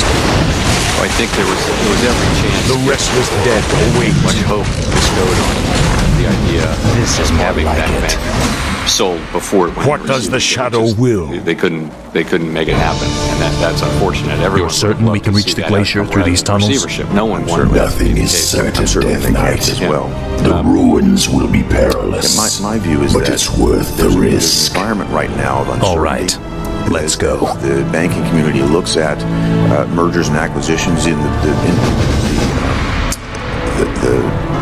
guidance that the White House has given about very negative in terms of mergers and acquisitions against consolidations. I think that institutions are very reticent to move forward, and that's why I've introduced the Depositor Protection Act, which, among its many provisions, is going to provide a green light to well-capitalized, well-rated banks to merge with institutions that are under distress without having regulatory interference. And so as the committee moves forward, I hope that we're going to have opportunity to work on this legislation. I hope we can remove needless regulatory hurdles, and I hope we can actually encourage mergers and acquisitions that will protect You've done well, Vermopoulos. You've led us straight to Death Rock Stronghold. To you, Mr. Chair, now tell me, who are those humans? Nearly a decade ago. Death used his telepathy to enslave a top-ranking human warlord. I believe his name was Garabon or Gilithos or something. Human names all sound the same to me. Instead of stamping it out, Death has taken control of the last pocket of human resistance. They maintain their own army within the keep. About the possible unintended consequences of this. Your brother is more clever than I thought. His defenses are considerable. Actually exacerbated yes, flight to safety. With this paltry force you've mustered, a direct assault on his walls would be suicide. I have no intention of assaulting the walls. Then let's go before he... My banshees will possess those hapless humans. Take us through how it we'll use them to open the gates for out us. of the banking system at a time. You realize we'll have only a short amount of time before he discovers what we're up to. The facility really hasn't increased. Of course. It's shrunk in size. If we strike quickly enough, so it's Death really Rock will never know what hit him. For the decline in deposits, really what's happening there is that market rates are higher than deposit rates. Depositors are moving their money. This happens. I think the Dark Lady. I am hers to command. Are my numbers incorrect that we now have $2 trillion that are parked in this facility? The patrol has returned. We had $2.5 trillion before March, so it's come down in size. In fact, now the Treasury is ready yourselves. The moment is upon us. The debt ceiling is solved. Now, my warriors, the Treasury strike! General account, the reverse repo facility has been declining, and that's what we would have hoped to see, rather than taking reserves out of the system. We can attack either of the two bases with impunity. It's only a matter of time before the other is alerted to our presence. The challenge of coming a bit late, you kind of asked my question, but Chairman, great to see you again. I'm going to at least ask a variation on my the same question I think a number of members have asked, and I know a lot of us are sometimes get the advantage of being Monday morning quarterbacks on how you navigate through monetary policy. I think you've generally done a pretty good job. I'm very grateful you're on a pause. I hope that pause, as the data comes through, continues. But we definitely have some stresses with that monetary policy. Secondly, you were doing what, again, I think people on both sides of the aisle have called for in terms of quantitative tightening. Again, that doesn't have the immediate effect that monetary policy has. But as we've discussed, I think we also have the appropriate review that Vice Chair Barr for Supervision is doing on capital standards. And I think Senator Haggard and my staff couldn't even use the term I was going to use, perfect storm of these three all coming together. I borrowed your term from yesterday. Properly I'll call it very stressful situation. And I understand, I think, the capital requirements will phase in. But you could have all three of these events come together. I think you've addressed this already, but I just want to add my voice to that concern. safety and soundness. We've got a lot of jobs, safety and soundness, inflation control, and full employment. Full employment piece could be affected by this potential perfect storm. And again, I hope all of your colleagues, I raised this with the other members, the nominees for the Fed yesterday, and I hope you will, again, I think you've been asked in the House, you've been asked here. I don't know if you've got anything else you want to add to what you've already responded with. I'll just say you're right. We're thinking very much about that. Fortunately, it's been orderly. The shrinkage of the balance sheet has been quite orderly. There's still a very, very high level of cash reserves in the system, and we don't think they'll be scarce anytime soon. We think that the refilling of the Treasury General account, people have been focused on that for a couple of months. So far, early days, that seems to be going well. We're watching it very carefully. But again, and it's easier to sometimes sit up here and attack rather than manage all three of these, but there could be this moment in time where these factors all come together that could have a really negative effect on the economy. Let me move to something that's not been raised. I have huge concerns. We've all litigated back and forth causation on SVB, but one of the things that happen when you get $40+ billion coming out of an institution in 6 hours driven by an internet-based run, that is, I don't know what regulatory framework prevents that. And while I was glad that the SEC Chair Gensler put out a commentary that's saying, we do need to take a look on more transparency on short selling. We've found in past short selling bars themselves don't prevent some of this. One of the things that a New York Fed official mentioned is how do we get rid of the stigma of a bank going to the window. I mean, the thing is, rather than Fed being lender always of last resort, if we have that liquidity window, it's available. Banks are reluctant to use it, but in an era where people can move capital so quickly, having that liquidity tool available and not taking a huge amount of hits for using it would seem to me to be something that could at least take on this question of these internet-driven runs, which so far I've not heard from anybody on either side of the aisle a really good suggestion, including I've thrown out a lot of suggestions that frankly, after upon reflection, I'm not sure make that much sense. But this liquidity tool of using the window, the Fed discount window, is there a way to think about getting rid of the stigma? Maybe we as policymakers ought to make that point as well. But could you address that? So it's critically important that people be able to use and willing to use the discount window and also the bank term funding facility, other facilities that we set up, and that they aren't marked down by the markets for doing that. Or marked down by the regulators, the examiners. Yeah. But the concern is that markets will see this, and so I would say the first thing is do no harm, and that is Dodd-Frank provided disclosure of names and things like that at a quicker pace. That's one of the reasons banks don't want to do this, is they know their names coming. I wouldn't bring that. I think whenever you look at changing that disclosure around use of these facilities or that, you should really consider that you're going to make the stigma worse. I actually think it's good that banks have been willing to use the discount window and the new facility during this crisis, and it's almost like the stigma is a little bit less than it was. I want to think that anyway. Thanks, sir. Senator Cortez Masto, Nevada's next. 2 Republicans in a row called on, so Senator, you will be after Senator Cortez Masto, Nevada. Thank you, Mr. Chairman. Chairman Powell, it's great to see you again. Thank you. I'm very glad that yesterday, I think Senator Warner mentioned this, we had hearings for nominees to the Federal Reserve, and one of the nominees is the first Hispanic to sit on the Federal Reserve, Dr. Adriana Cooper, who has extensive experience economically as well as including congressionally confirmed positions. I am looking forward to supporting her confirmation as well. Let me talk to you a little bit about tougher lending standards that might be affecting inflation as interest rates increase. Yesterday, Raphael Bostic, president of the Federal Reserve Bank of Atlanta, published a blog Post, noting that the tightening bank lending standards we see are directly due to the Federal Reserve's higher interest rates.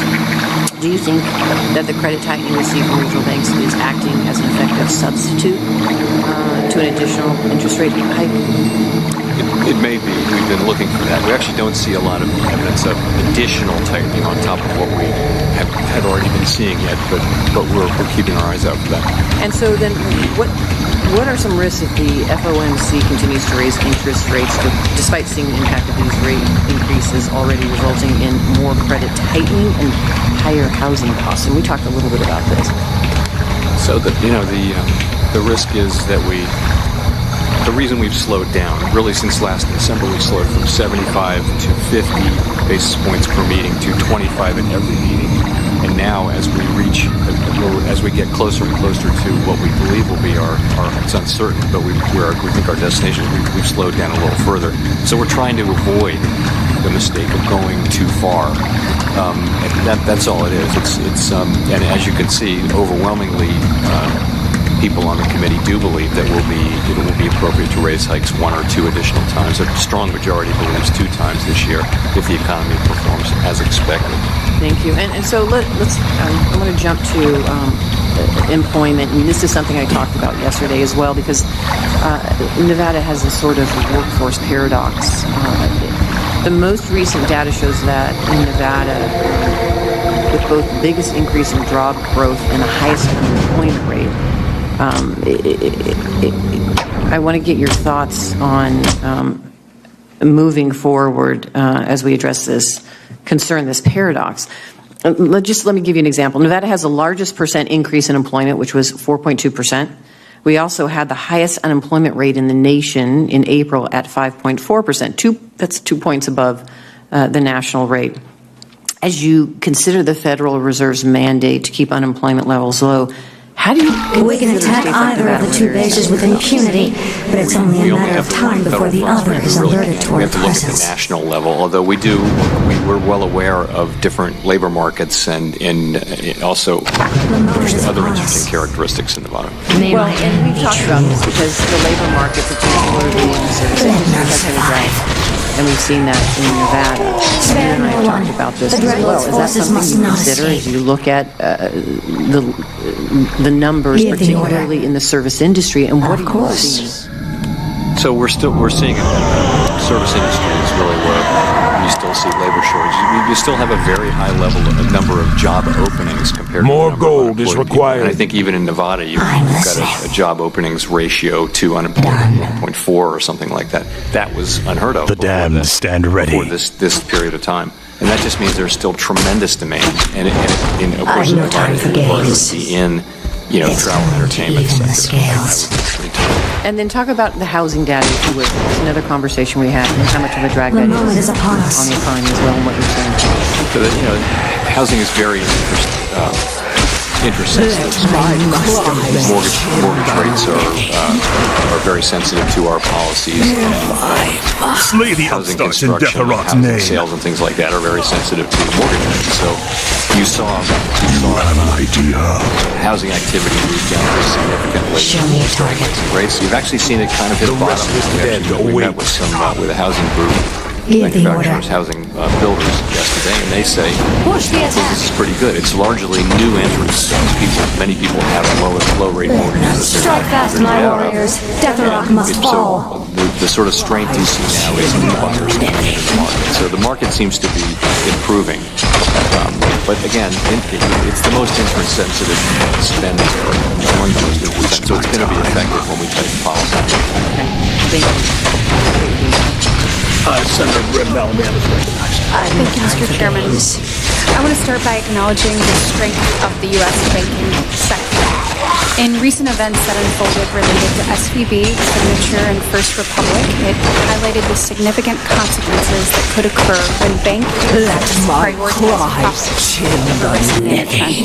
and also when banking regulators failed to do their job. You called to Regulators left numerous red flags unaddressed, which allowed the inexcusable risk management practices at these banks to continue for as long as they did. Let's be clear, this inaction played a significant role in these For Lord Gareth, Lord However, Detherock. the mismanagement and excessive risk-taking that occurred within these institutions are not representative of the broader May my aim be true. In fact, I think it's quite contrary. Banks across the board have proven to be resilient, well-capitalized, and a source of strength in the global economy.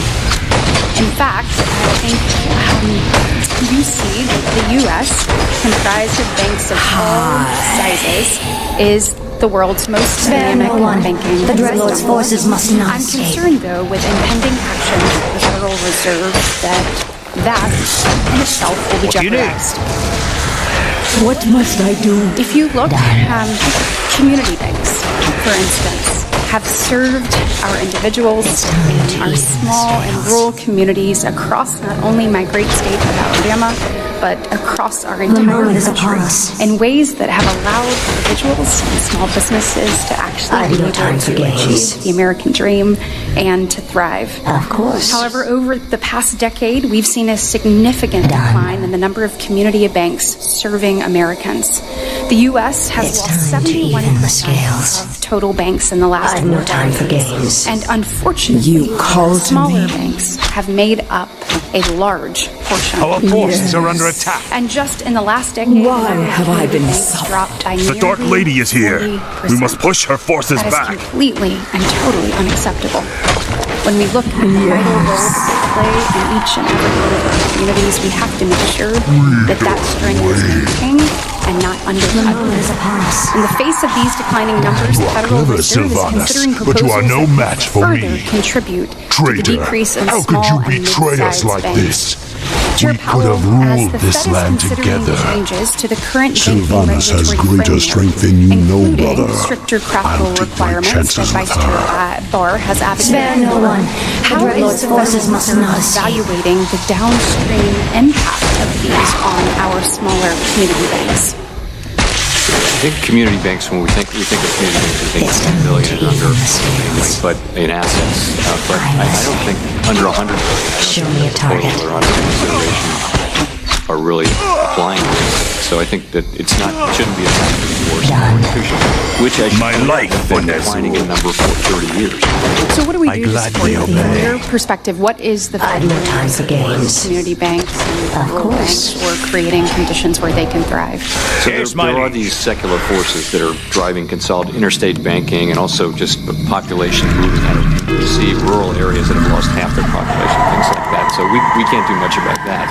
The piece of it that we understand that declining numbers of community banks is not a good thing for the country. The country isn't better off for that happening. And so we don't want to be part of the problem. And part of that can just be once fixed size regulation, high fixed costs, it will make even small banks, especially small bank models, unprofitable. So we very much try The Dark Lady is here. to not We be must part of push the her problem forces back. and we do, as an institution, very much understand how important it is. Can you speak to that? Can you tell me what role you believe community banks play that maybe other institutions cannot? So community banks are in their communities. They know the community well, and they know the people in the community and the businesses in the community. Relationship lenders. Relationship lending, yeah. It's not. We must hurry. I Time told a is story running out. yesterday, which happened to me. We were moving to Washington, and we had this big bank wanted to make the loan, and they decided not to use the loan at the last minute. They called the local Glory to Lord loan officer was Detherock. somebody they knew my family, they knew his house. We went to my high school, much younger. And they made the loan very quickly, and they just understood it. It was going to be a great loan. They paid it off long ago. So I understand personally that they're better at doing certain things. Big banks do certain things very well, but they don't do that for smaller businesses. Absolutely. And just want your commitment that you'll continue to take a look. Whatever type of additional regulating or regulation tools that are perceived Say the word. helpful to maybe some of the bigger issues, that we take a look at how they affect downstream, how they affect small banks, mid-sized banks, and that we make sure that we create conditions where they can We're flourish. nearly out of time. Yes, you very much have my commitment on that. Thank you so much. Rest assured. well, as after yesterday, maybe not, but one of the few things that both sides feel strongly and agree on here. Research complete.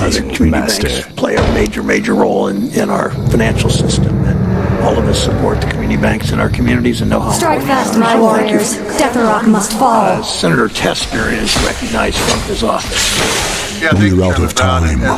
Both bases have been alerted to our presence. We've got to bolster our defenses before they launch their counterattack. What I think everybody in the committee hears about. Hear about inflation, hear about the high cost of housing, hear about unaffordable child care. And all these are economic conditions that impact hardworking families, small businesses, communities across my great state. And the examples are clear. Hospitals can't hire nurses, schools can't hire teachers, and if they can't hire them, there's no place to live. Even if they can find a place to live, then finding child care is a problem. Our town is under attack.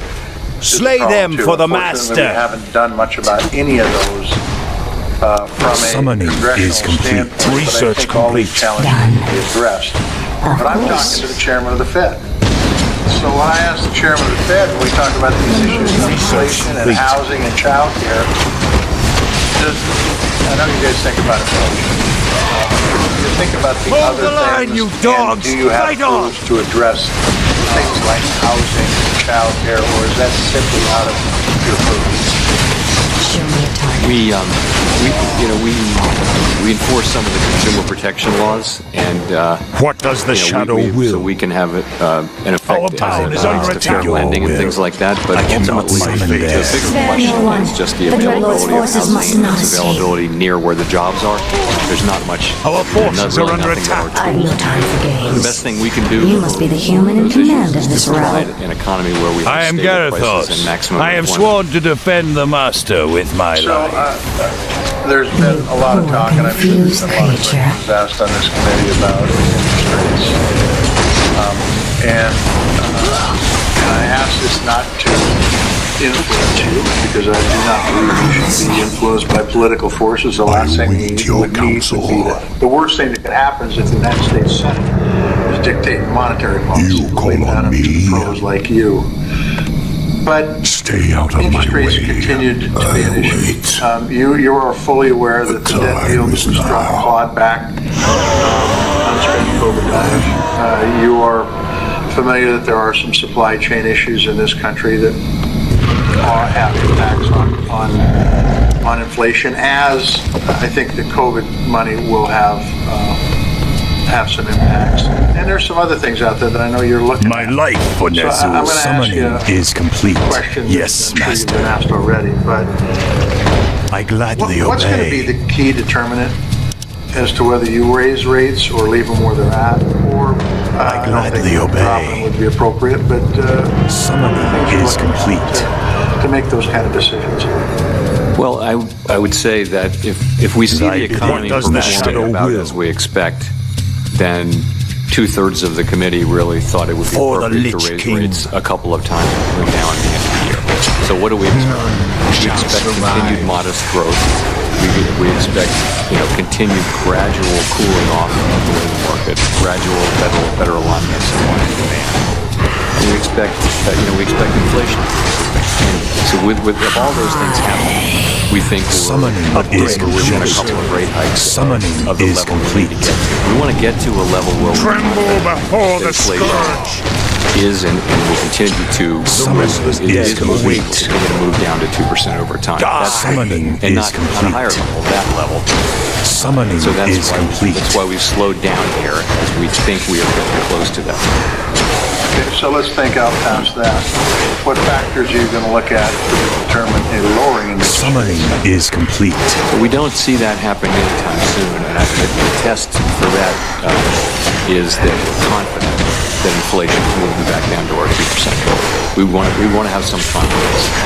So, and I will say in the summary of economic projections that my participants and I filed our last forces week, are under attack. I think by the end of next year, by this better be 24, the median participant did have some rate. Slay them for the master. That's going to depend on how the economy performs, and inflation has just consistently proven more persistent than we've expected, and at other forecasts than expected. So it's going to have to be a way. Where shall my blood be spilled? That inflation is. Let none survive. So I want to talk about regulation. Upgrade complete. Cannot summon there. And I know Michael Barr oversees the Fed's regulation actions. I gladly obey. But when we passed 2155, the bill to give reg relief to small banks, my fate is sealed. there was a sentence in there about tailoring. So as the shadow even if you had a community bank, complete. small community bank, they had a risk portfolio. Thy bidding, master. Regulate them to match that risk. Yes, master. Bigger banks. Give the order. Can you tell me what Barr is thinking or what you're advising? Where shall my blood be spilled? When it comes to, because I think we've all agreed, the chairman just said, we want to protect the community banks. They're not the problem out there. In fact, they're the ones that provide access to capital will be done. So they can grow and economy can happen. Summoning is complete. What your interaction is with Barr? Summoning is complete. Where you think he's We demand additional lumber. Is broadly complete. speaking, when regulations summoning is complete. I'm one of the people who votes. I'm also chair of the committee. We demand additional that's lumber. the nature of the interaction. In terms of what you're really talking about, regulation for smaller institutions, I would say I think it's important that regulation be appropriate for an institution's size to and your risks. will. So it's not a one-size-fits-all approach to regulation, and the largest institutions, my life highest for capital Nazul. standards, and the most regulation. Summoning you get down is to community complete. banks. The regulation and supervision should reflect their size and risk. I apologize, Mr. Chairman, for running over. Thank you, Chairman. Show me a target. Thanks, Senator Tester. Summoning is complete and stand Thank ready. you, Mr. Chairman, and thank you, Chairman, for I wish being here only to serve. today. I know several of my Republican colleagues have been asking you about We Basel demand III additional and lumber. the potential for some changes, obviously, in capital requirements. The damned stand ready. I'm afraid part of what they're trying to do is fix a liquidity crisis at regional banks with a capital fix, which I don't think necessarily will. We demand In additional fact, lumber. It seems to me, while you've been trying to engineer a soft landing, and now it's taken a pause, and I'm certainly not critical of that, I can't fathom why the Fed would want to have Summoning is complete. We could be facing a credit crunch, and I mean, does that make sense? Survive. That in a potential credit crunch, costs out by higher rates, obviously, by design. That, of course. does make sense to increase capital requirements for banks and individuals. I bow think that's to your always the will. trade-off. Is higher capital banks, more stable, stronger banks that can last through bigger crises and things like that. But it's continuum, because that also means slightly less capital being available and higher price of capital. So the thing with capital requirements is the answer isn't 0 and it's not 100. You've got to find the right Research complete. I would also say that the capital in the form of the what I've been briefed on is a proposal where the big capital increases are really for the largest institutions, and much less so for institutions that are not among particularly the 8 G-SIBs. But what's the motivation? I mean, you just articulated the challenge, obviously, better than I did. But why the big upgrade complete? What's the situation that required? So to your point, we spent many years raising capital and liquidity standards for the largest institutions, and appropriately so. I supported all of that, and I'm glad that I did. I think it's been warranted, and I think that large banks have competed very successfully with this high capital. And I think further increases are going to be on the table. We always thought there would be some further increase at the end of Basel III globally. But I think it's going to be on the order. The increases are going to need to be justified. I'm going to get to another question, but you said something a little earlier that I wanted to get to. It's time to even the scales. In response to Senator Tester. Where shall my blood be spilled? Confined only to public meetings. We demand additional lumber. Okay. Not at all. No, not at all. So you try to persuade each other at the water cooler. I talk to Glory to Lord I'm not one of those Detherock. people who can just sit in your office all day. I'm popping up and running around. one of those two. Well, it just in your interaction sort of sounded like that, and I used to be in a commission, not that regulates. We have very regular meetings and conversations, right through the Our weekend. town is under attack. In an earlier exchange, I wish only to serve. You talked a little bit about the economy, the challenges, seeing some changes to reflect, how quickly individuals can. My life for Nezul. I think a lot of people always need to have the foundation to weather the storm, so to speak, such as SVB. You might not even have a storm, but for Give the order. Vast ability for somebody to spark The moment is upon us. for example, or to move money quickly. But you didn't elaborate on what kind of changes you might be considering. Do you have some personal thoughts on it, or things that you've been talking about as you're running around talking to each other? This better be good. I'm not the Show biggest me a expert target. on this, but that's two of The us. moment is upon us. Of course. The thing that's clear is that our existing liquidity requirements, I'm here. they didn't take into contemplation at all. Summoning the idea is to run complete. this fast. And so things are embedded in the net stable funding ratio that reflect an understanding of how fast a run happens. And we now learn that so that's why I think there is regulatory responsibility over here, not just supervisory. In addition, you would have thought, and we thought, the board is every bit as accountable as the San Francisco Fed on this, that supervision could have been much more forward-leaning on the liquidity issue than it was, and so we're going to address that too. Yeah, no, great point, because you guys have heard my soccer referee illustration. If you warn the offender over and over and over, but never throw up a card, they just offend worse the next time. And Show me a target. An obvious finding, and I would concur with you. But the whole issue of the run itself is also Summoning problematic. is While not complete. being directly applicable to any one regulator, as policymakers. Fight on, my warriors. regulators Victory draws together, near. We should find a better solution. Thank you. Senator Warren from Massachusetts. Thank you, Mr. Chairman. So in 2010, Congress passed Dodd-Frank to make banking regulations tougher and to avoid future bank collapses. Glory to Lord And Detherock. very soon after that, bank CEOs started lobbying for weaker rules. Now, Chair Powell, you also lobbied for weaker rules. When President Trump first nominated you as Fed chair in 2017, you testified, actually in this very room, I think, that you intended to, quote, consider appropriate ways to ease regulatory burdens for the banks. And when I asked you if there were any rules at all, that you thought ought to be made stronger, Forces are under attack. do you remember what you said? Explain the net stable funding ratio. No, Our town is under attack. You said, honestly, Senator, The I think master's they're victory tough enough. draws You near. couldn't point to anything you thought should be tough.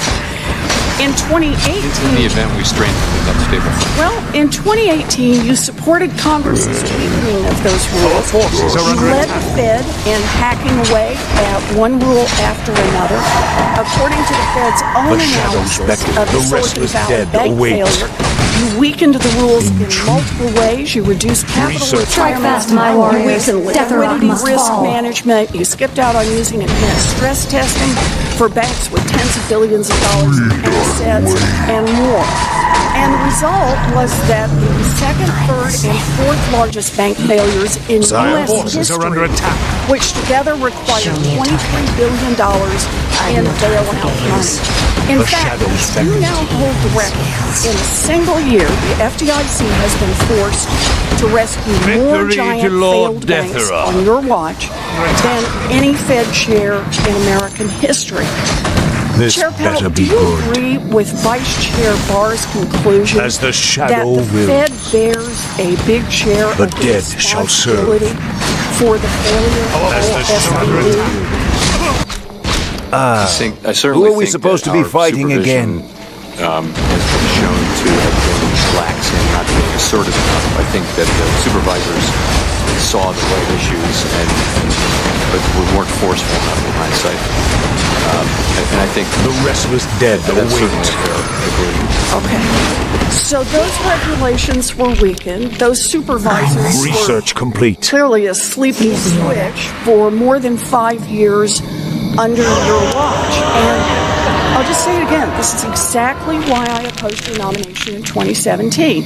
The decisions that you made, dead shall serve. the votes that you took, and the things that you Lord. said helped cause this mess. The and when you damned were up stand for ready. appointment in 2021, I opposed your confirmation because I believed that Thy your bidding, continued Master. leadership would be dangerous to My our fate is financial sealed. system.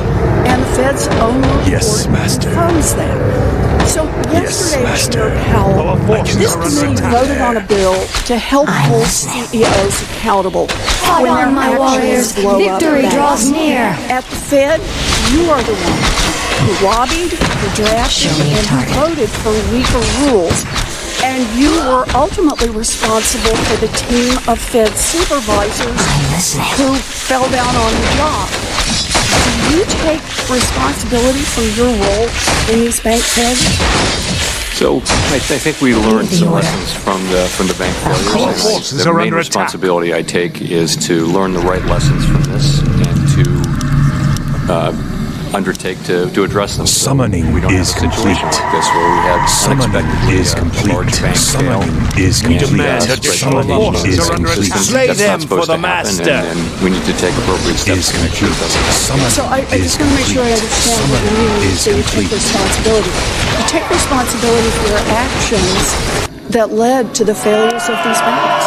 Our forces are under attack. I think the question is what supervision was at fault. That's both at the board and the reserve. And are you ultimately responsible for your supervision? Are you in charge? Under the law, the vice chair for supervision. Okay, so you take no responsibility on Say that. Well, that's what I'm trying to ask.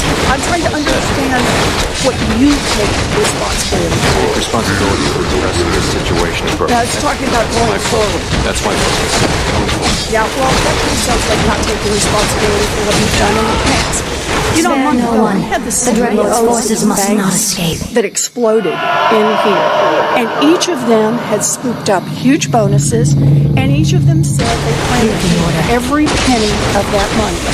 And now we have the chair of the Federal Reserve who led the charge to weaken bank regulations, who oversaw the bank supervisors who failed miserably to hold these banks in line. And again, the accountability is zero.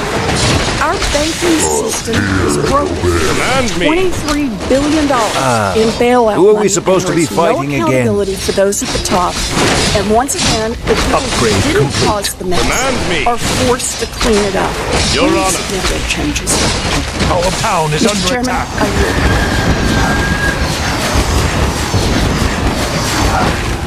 I yield. There are two senators that might be bow online. to your Senator will. Sinema is recognized from Arizona if she's online.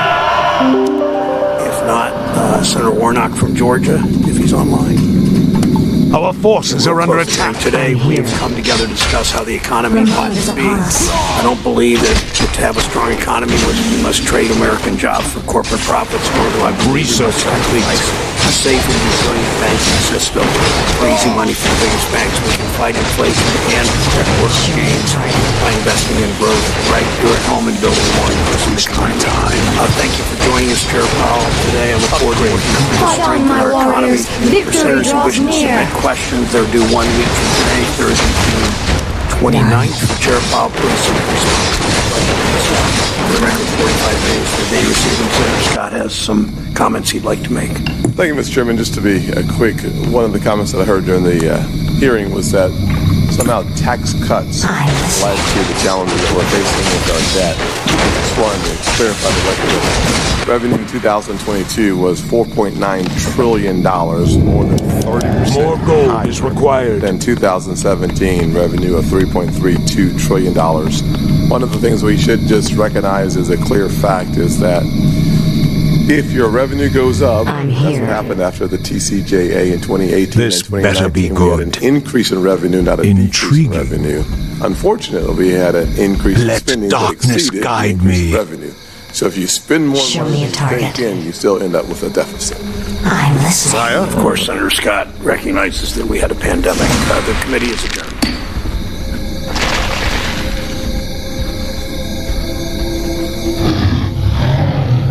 For Lord Gareth, Lord Deatherock. Our town is under attack. I'm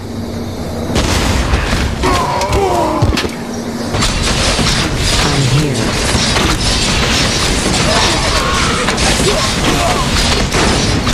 I've no time for games. Fight on, my warriors! Victory draws near! For the Lich King.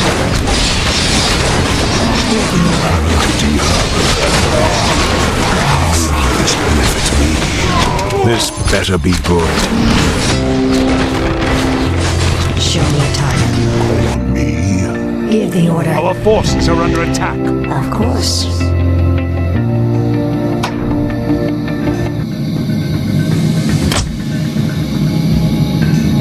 Research complete.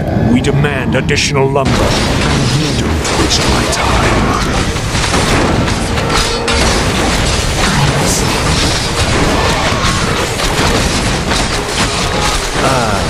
Who are we supposed to be fighting again?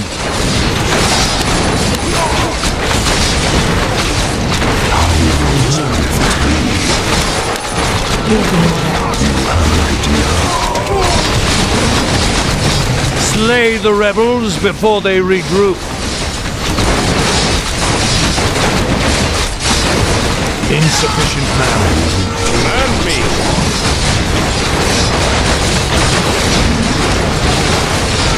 Show me a target. It's time to even the scales.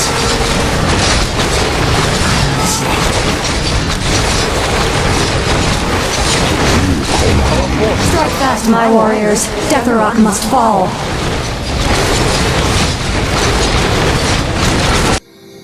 Don't waste my time. The restless dead await. Our forces are under attack. We demand additional lumber. Must feed.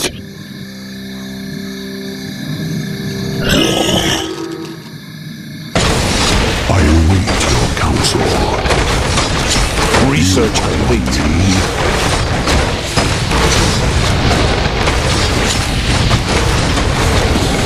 Slay them for the master.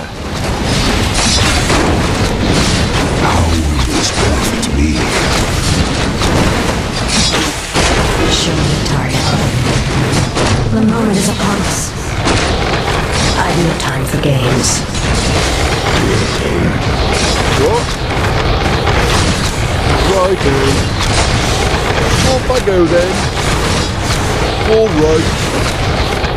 Your Honor. What is it? More lumber is required.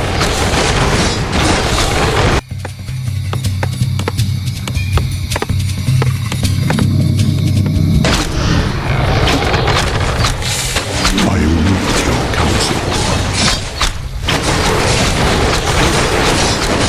Spare no one. The Dreadlord's forces must not escape.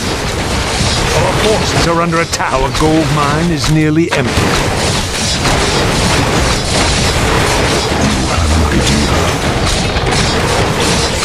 Give the order. Of course. Done.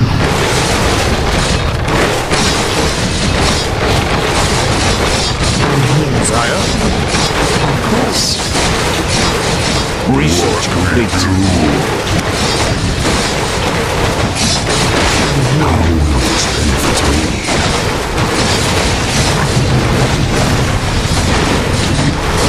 Show me a target.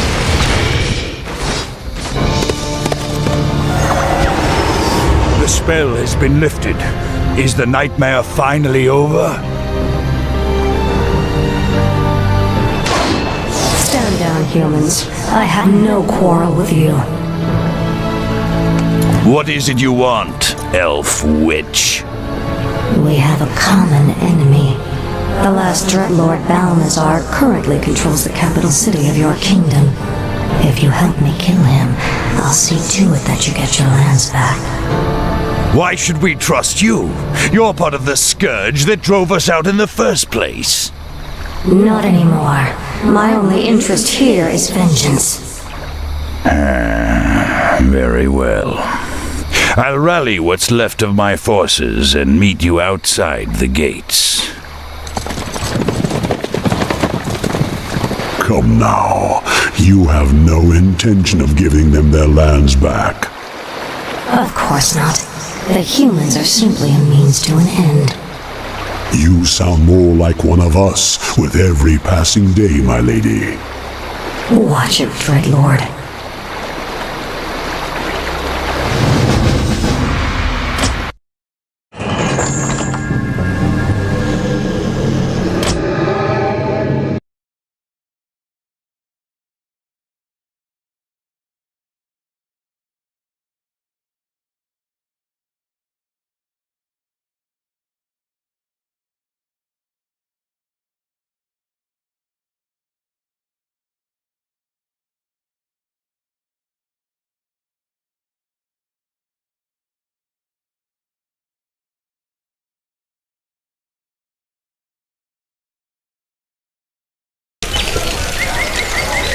The capital city is heavily defended. Balnazar is no fool, my lady. This battle can be won only through attrition. What's the matter, demon? Are you afraid? Watch your tongue, human dog. Your hollow bravado does not impress. Stand down, gentlemen. Save your anger for Balnazar. Garithos, I'll lead my forces in a frontal assault while you attack the city from the rear. An aggressive ploy, milady. So long as we get our capital back, I'll stick to whatever strategy you wish. Give the order. Let the attack commence.